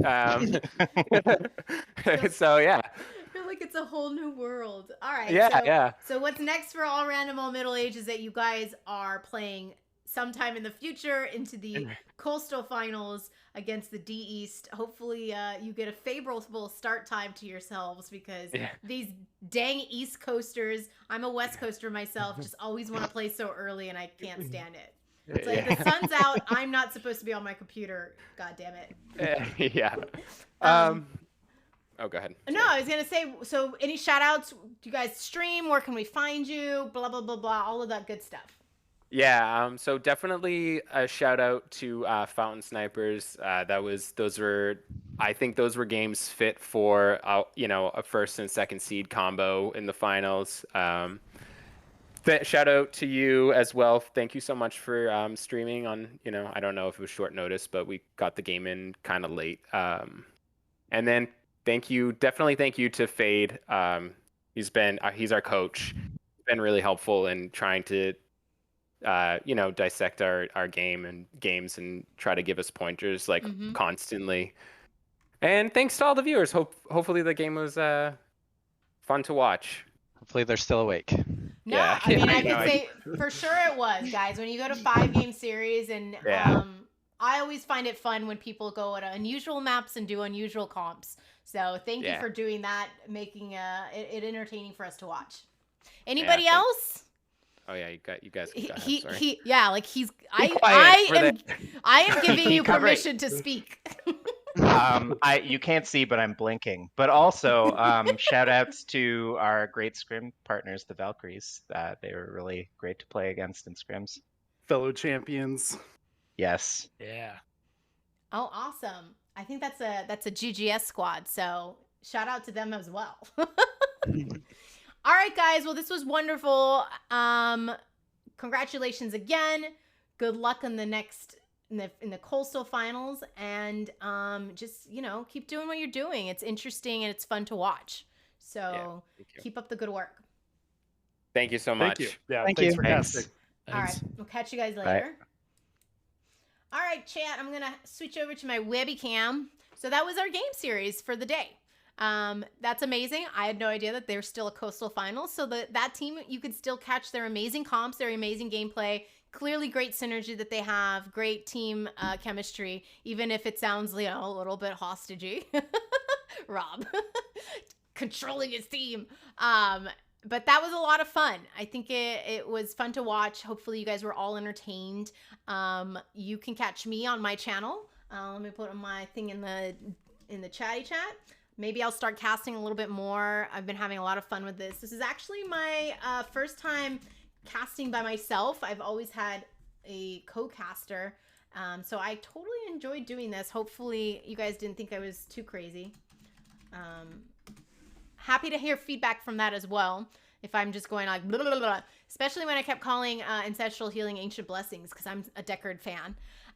You can catch me sometimes over in the Wildheart Esports Discord. Like I mentioned during the interview, I do work with the Wildheart Esports organization, and I work specifically with the academy team called the Omegas, who too are on break. They were in the Storm division, got knocked out in the playoffs, but what we have instead is our CCL team, our Wildheart CCL team. They are playing tomorrow on Wisdom Gaming's Twitch channel, on Grubby's Twitch channel, and on a bunch of other Twitch channels. You can check them out. I'm really excited to see them play. We are a hodgepodge of nations playing on one team together, and we're fighting for the prize of going to Minnesota, the Mall of America, and play there in person.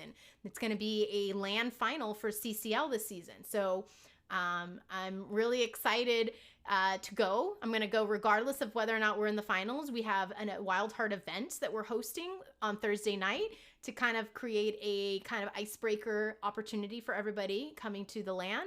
So yeah, it's gonna be a lot of fun. CCL happening back up starting this weekend, and hopefully it could catch you guys in some of the Wild Heart Esports events. If not, I'll catch you guys in some broadcasts that I do with my fellow casters or on my own. Otherwise, keep playing hot. If it's a game you love, keep at it. I think organized play is the best way to play this game. It's so much fun. Look for those opportunities if that's how you enjoy